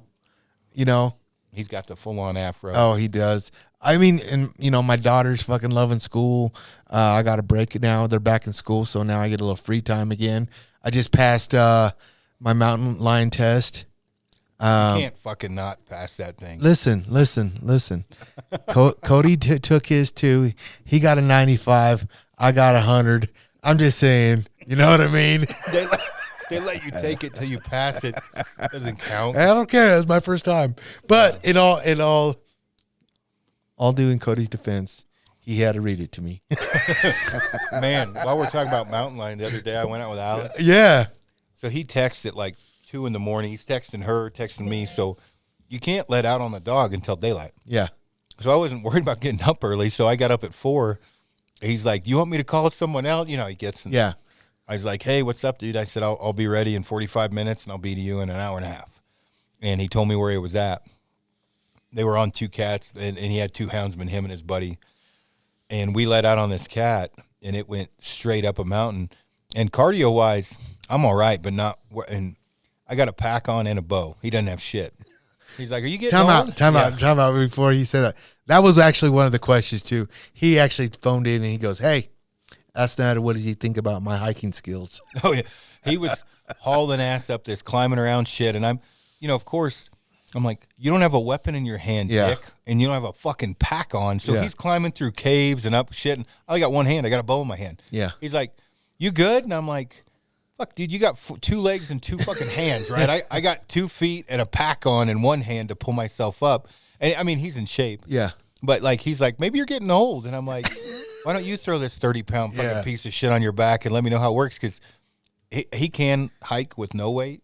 You should phone into him and say, "Hey, how do you do with 60 pounds on your back?" Because he's a bitch with weight on his back. He can't hike, but he's got long ass legs. He can hike. Well, that's what I told him. I said, "Fuck, you're 6 foot something, you motherfucker got long legs." Oh yeah, no, he was hauling ass up the mountain. It didn't matter. You should ask him how his cat hunting skills are. We didn't fucking kill shit.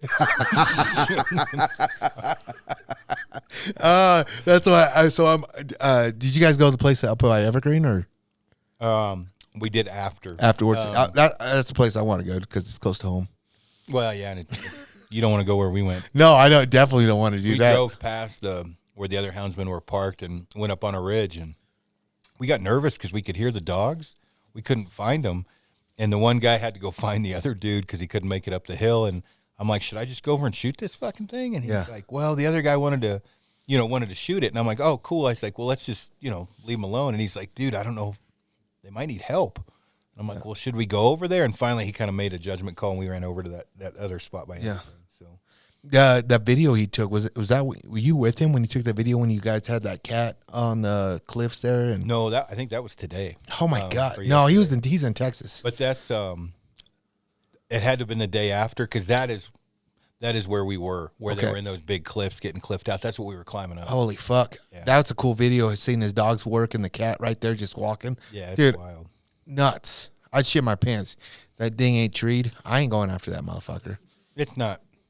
It's like When I shot that last one. No, Aaron, it was I'm not going up anywhere near that motherfucker because I'm slow as fucking, and I'm a lot fucking chunkier than you. So that cat's looking at me like, the cat's up medium rare. The cat was up in the tree, and we're waiting for a couple more guys to come, and I'm saying good job to the dogs, and you hear thump, thump, and it come out of the tree, and Bart was like, let Trigger go, and Trigger's the Carillion.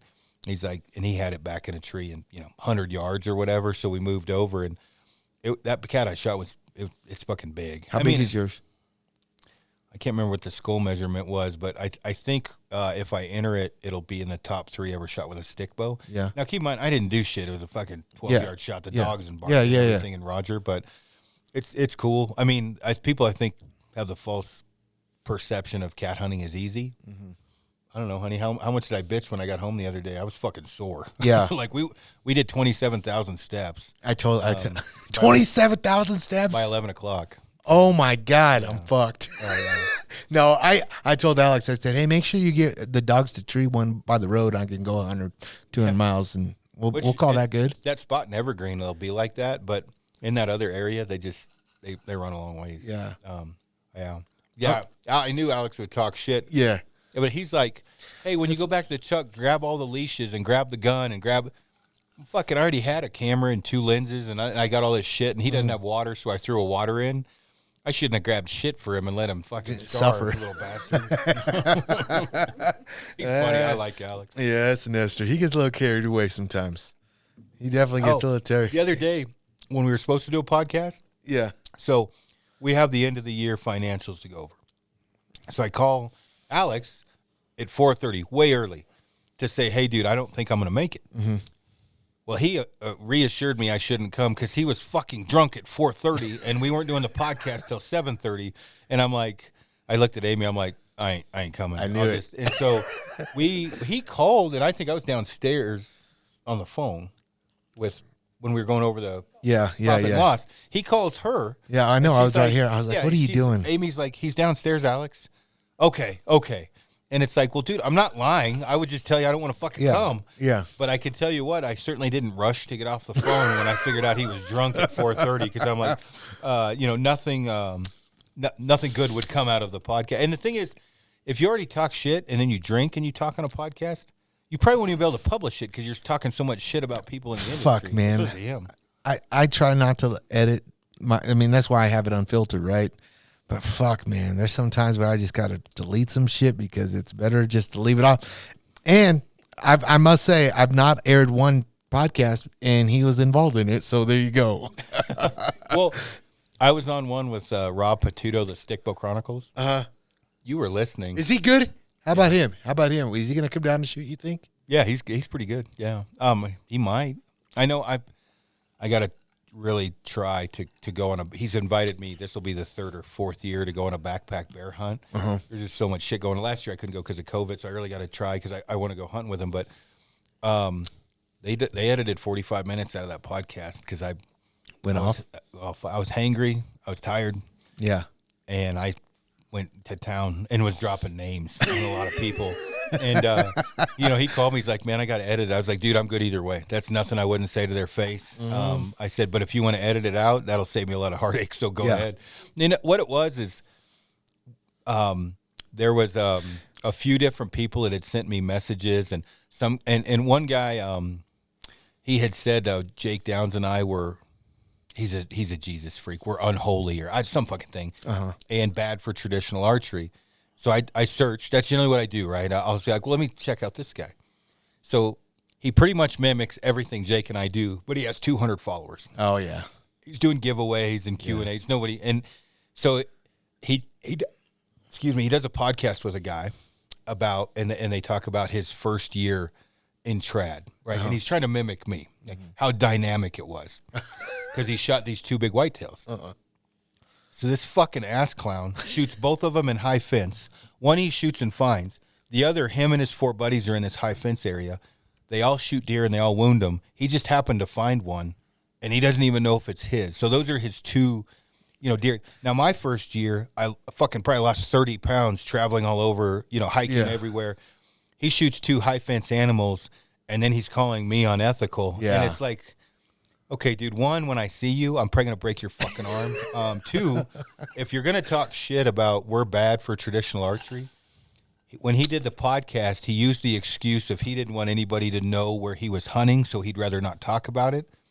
That's because he was shooting them in high fence. So if your claim to fame is shooting high fence deer your first year, hey, so be it. Yeah. Tell the fucking truth. Tell people you shot these in a high fence. If you and I go down and hunt high fence, I'm not gonna hide from it. We went and hunted high fence. I'll take the fucking photo right next to the motherfucking high fence. Yeah, I mean, it is what it is. You're hunting. I got one, motherfuckers. Well, it's not like you and I are going to go down and say we're the best whitetail hunters in the world. It's like, hey, these guys wanted some shit killed, and we signed up. Yeah. So, and I don't know that there's anything wrong with that, right? I mean, however you want to shoot something, but don't pretend like you shot these on public land, and like you're this miracle trad bow archer when the story's totally different. And I think that's a problem with like, I get a lot of messages now, like probably nowhere like you, but they like, but the podcast because I keep it real and we talk about like how if I'm gonna go to high fence, I'm gonna talk about high fence. If I suck and miss, I say I suck and miss. I don't fucking try to think I am. The mule deer hunt. Yeah. Well, I wouldn't call that a hunt, but the mule deer killing. Fuck, it was a great guy. I had literally multiple really high-end mule deer hunters say, thank fucking God you guys can at least tell the truth. Yeah, because plain and shoot. I was like, the hot tub was right. I mean. We could have fucking really milked that one out and made it fucking awesome. Well, I know one guy specifically, GB would have. Yeah. Right, and other guys as well, but it's like there's nothing. Sometimes you get an easy one. I've had enough fucking hard ones. I'm good for an easy one. Well, here's the thing: is like I think it made it fucking even better story. Like, how fucking cool is that when you were pulling out the spotter and I was like, "The fuck are you doing with that?" If you can't see these motherfuckers come out right there. I like the pack out. I backed the Raptor up right to it as I'm dragging one in. The other one came out. It's great. Oh, it was fun. And that was probably one of my favorite hunts. Like, it was like nothing. But it was just, it was like, awesome. You're like, you want to shoot it? I'm like, yeah. And I'm like, you don't mind? And you're like, no, go ahead. I'm over here going like, to my fucking bite my lip. I'm like, fuck, why did I fucking bring him in here? Thought he was supposed to take photos and shit. I reached back to grab the recurve and you were like, shoot that motherfucker with the gun. I'm like, okay, no problem. It was good. That's why I say like, I don't know. That deer you shot outscores mine by a lot. Oh yeah, for sure. I mean, mine's got mass, but yours, mine way more points. When I was looking at it, dragging mine in, I was like, well, I remember I was like, Luke, grab my fucking gun. Yeah. Get my gun. Well, and the thing is like, I had other clients that I had to guide, and I was like, man, I don't know if I should shoot that. Just kidding. When I saw that motherfucker out, I knew we had enough time to shoot it. I was like, fuck yeah, I'm doing it. I had a tag. I was like, fuck it, let's go. It's funny, like the watch, right? Tells you your twilight out, your daylight when you can hunt tell, and you literally had 3 minutes left when you shot that thing, and not that no one's going to check that, but I'm like, Jesus, shoot fucking quick. The last thing we need somebody watching. There were 30 seconds after. That would have been my luck, honestly. I don't know, but that was probably one of the funnest times I had in a long time, and it was fucking 10 minutes away from here. I love it. Yeah, no kidding. Well, and I mean, it's funny, like, and I talked about on the Road podcast, I got a lot of weird hate mail shit about hunting whitetails. Yeah. And I was like, can I do what I want to be happy? Like, Well, because I think they just got you marked as a big backcountry hunter, fucking rough it out, and which I get that, but you can't do that all the time. No, there's not seasons. Well, exactly. I really like. I mean, I like hunting whitetails. I'm not gonna lie. Yeah, it's fun, huh? Something about for me in the tree stand with the leaves and them walking in, and I mean, is it the same as a high country mule deer hunt? No, it's different. It's way different. But I like multiple types of food. There's it's like there's nothing wrong with hunting multiple species, but and you're right, I get it. People want to make sure I'm still backpack hunting. I'm always going to backpack hunt, but I tell you what, I'm going to hunt whitetails a lot. I like hunting whitetails. Dude, that's how I grew up doing it, and that's why I love. But if you look at the demographic of fucking hunting, it's all whitetail hunting, dude. I think they say 65%. Yeah, that's the number one fucking what hunters do. Because you can do it when you're fat. Yeah, and you can climb a tree. There's a lot of all the East Coast people use it. Yeah. Do it. I mean, not too many people want to fucking go climb a fucking mountain in Western hunt.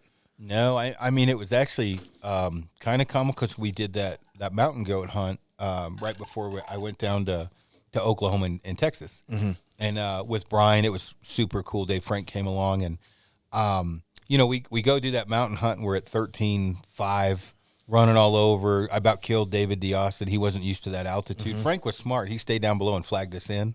And literally like 2 days later, I'm in Oklahoma sitting in a tree. Just 9-day difference. Oh, yeah, but I thoroughly enjoy both. Yeah. But they're different, right? Yeah. I mean, there's an amount of suck, right? You're getting your ass kicked. There's not much water, your fucking lips are dry and you can't breathe. And then, obviously, I'm eating fucking Twinkies and Ho-Hos, getting in a tree stand. Yep. But it's in a different kind of excitement for both. I can tell you one thing, nothing rattles me, really, except watching those fuckers come in a tree stand. My right leg, I get typewriter leg. When Scotty was watching, we had this big kickstand bucket at a 9-inch dropper. It comes out into the field, and a doe's coming my way, and he's following her. And my right leg, it was a 16-foot ladder stand. You know how that thing that flip over you? Yeah. Well, we flipped it against a tree and bungeed it.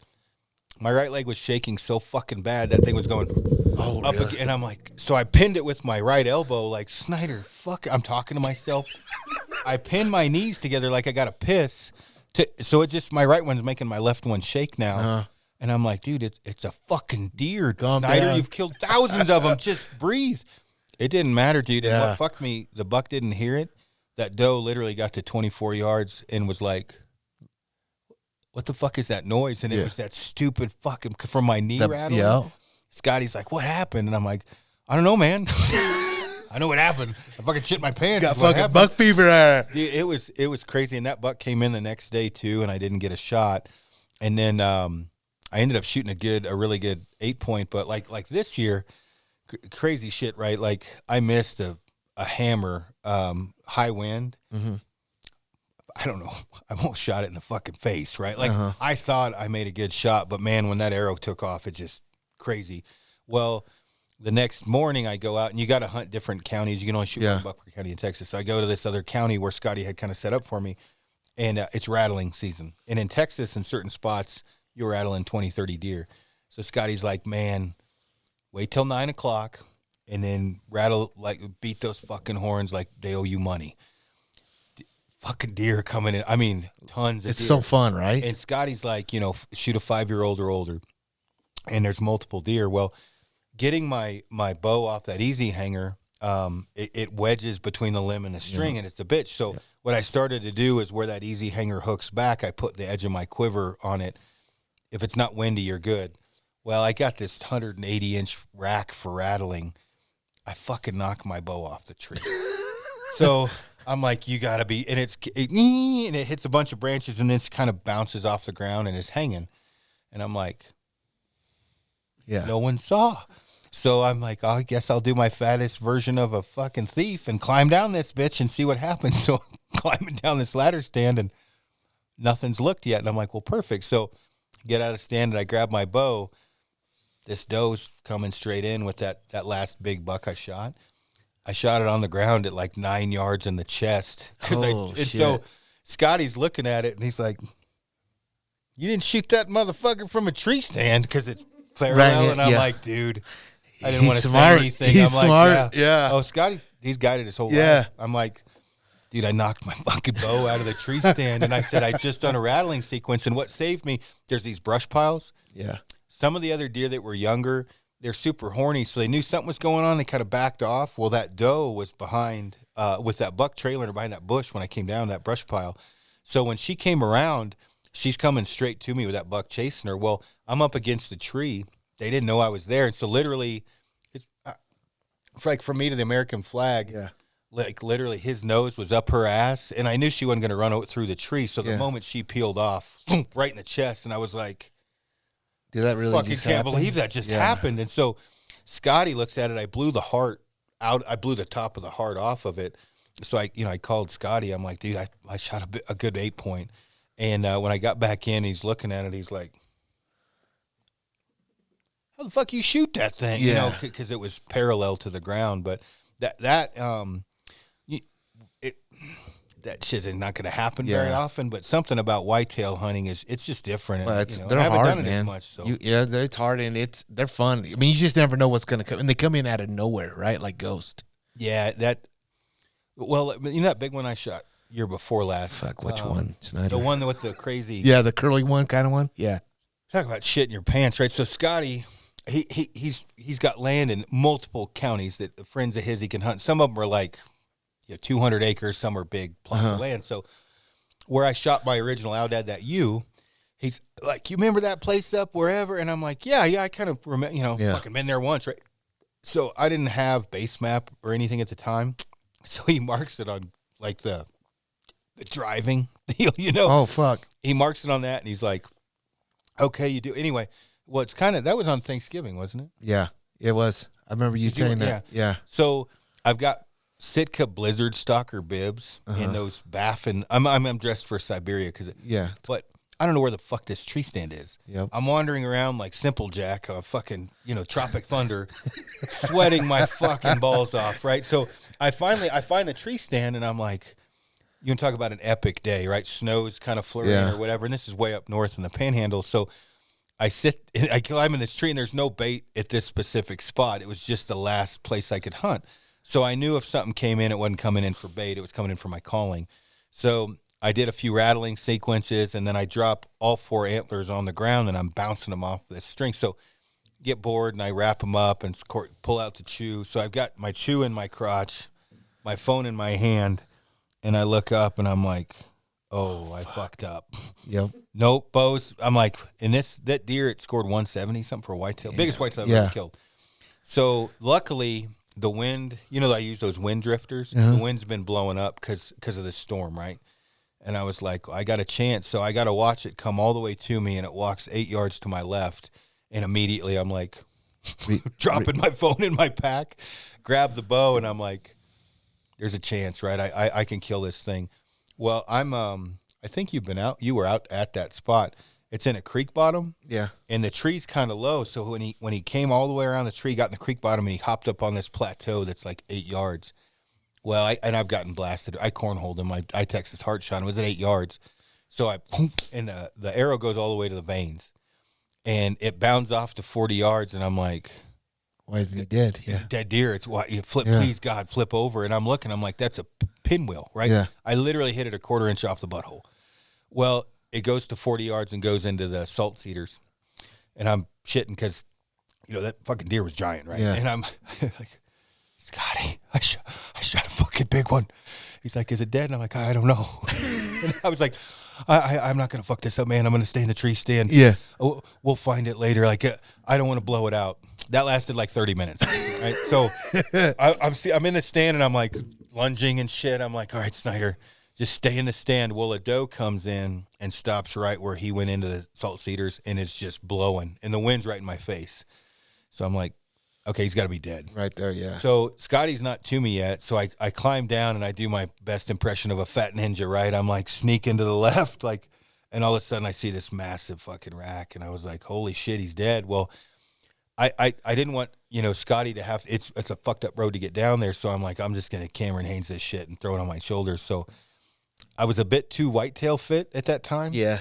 Fuck me. So I get this big bastard. It was 280 pound, 250 pound deer on my shoulders. And I've got those stupid giant baffin boots and the blizzard. Yeah. I'm sweating like fucking Mark Furman at the Mayland March, right? Yeah. And I'm like, okay, I got to get over here before Scotty gets here because he's going to laugh at me because I'm breathing so hard. Yeah. There's like an 8-foot incline. Fuck, you would have thought it was Mount Krakatoa. Yeah. I get up and I'm like, fuck, I'm like, I got to stop eating fucking ho-hos and shit. Yeah. This is horrible. So I get it over to the road and I flip it, and Scotty pulls up, and he was like, God damn, that thing is giant. Yeah.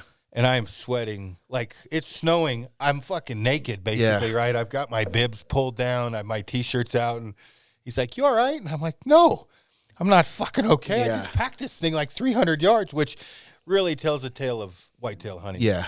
300 yards, and it about killed me. But yeah, anyway, like that hunt there, I mean, that was one of the coolest whitetail hunts I've ever been on. Yeah. The only thing was I got blasted on fucking archery talk. I didn't even read it because I had talked about shot angles and the Yeah. Texas I arc remember shot. you doing that. Yeah. That is frowned upon by many. That's the third animal I'd taken inside of that 10, 12 yard range of that shot.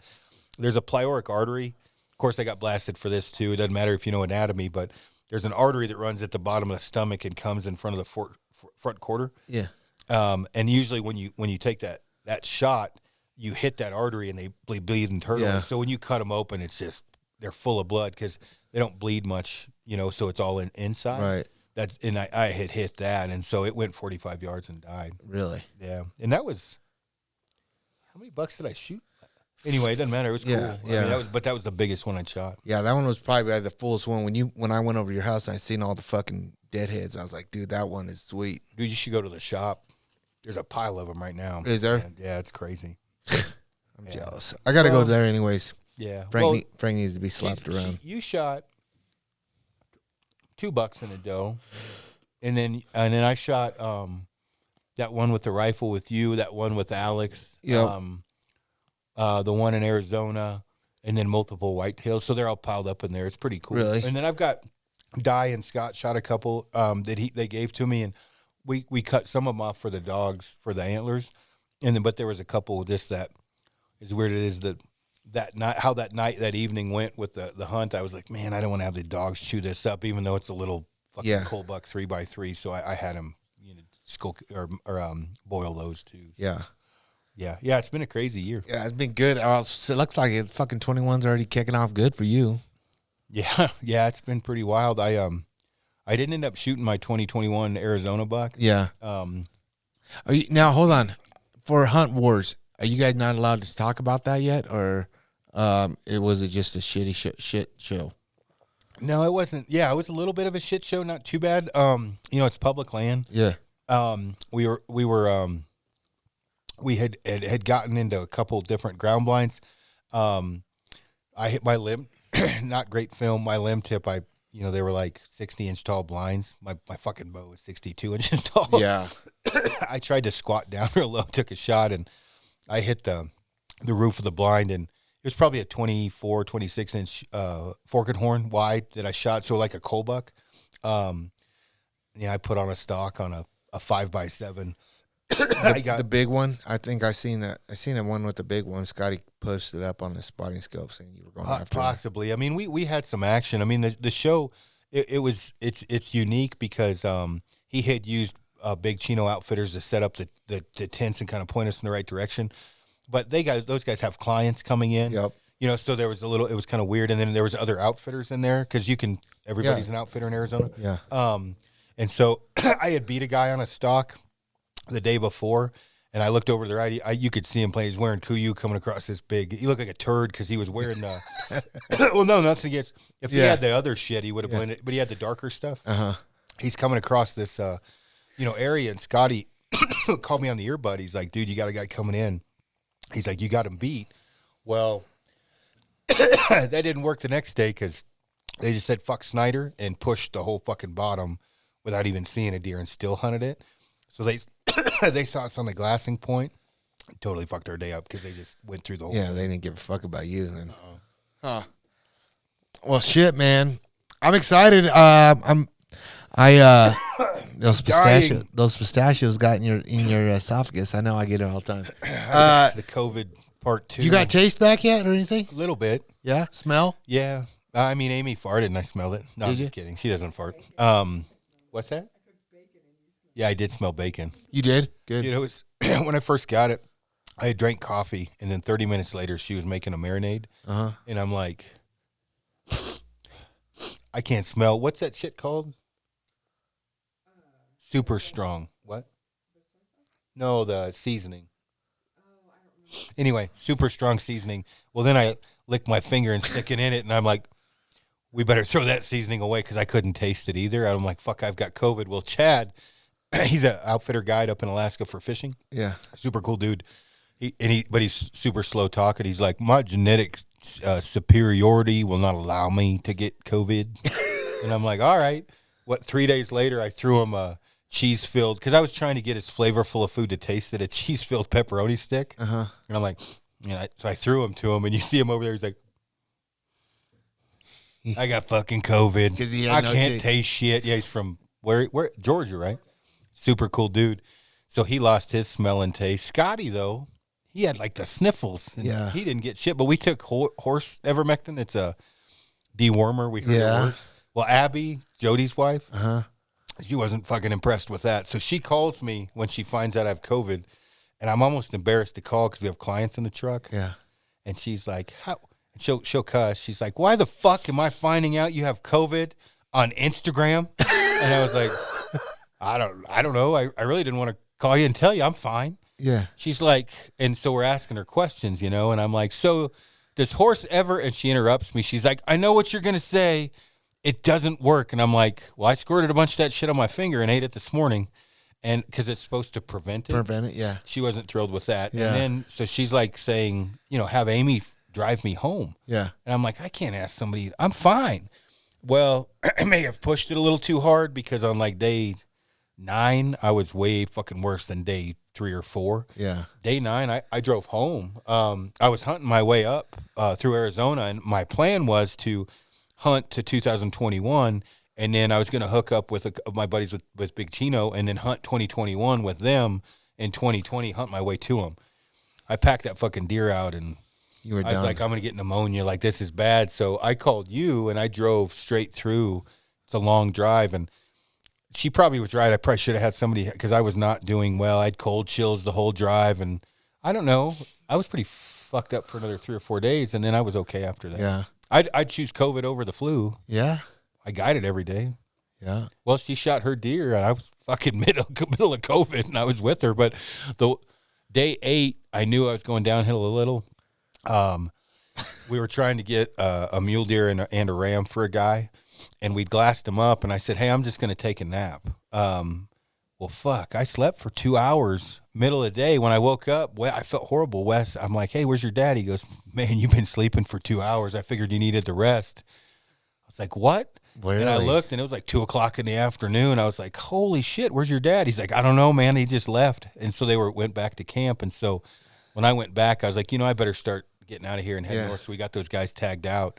And then I wasn't going to die or anything. It was a little rough driving home. Like, I was driving through White Sands missile dump area.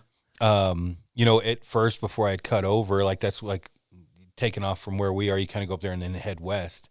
And, I'm looking at just mobile home after mobile home, broke down cars. Yeah. And I'm like trying to like snap out of it. Because I'm really drained. And I was like, man, I'm going to fucking kill somebody. I got to pull over. So there's I pulled over twice, I guess, and slept on the way up. And I made it. I mean, it wasn't that bad. Abby was pretty fucking pissed off. Yeah. I will say that. But, I bet.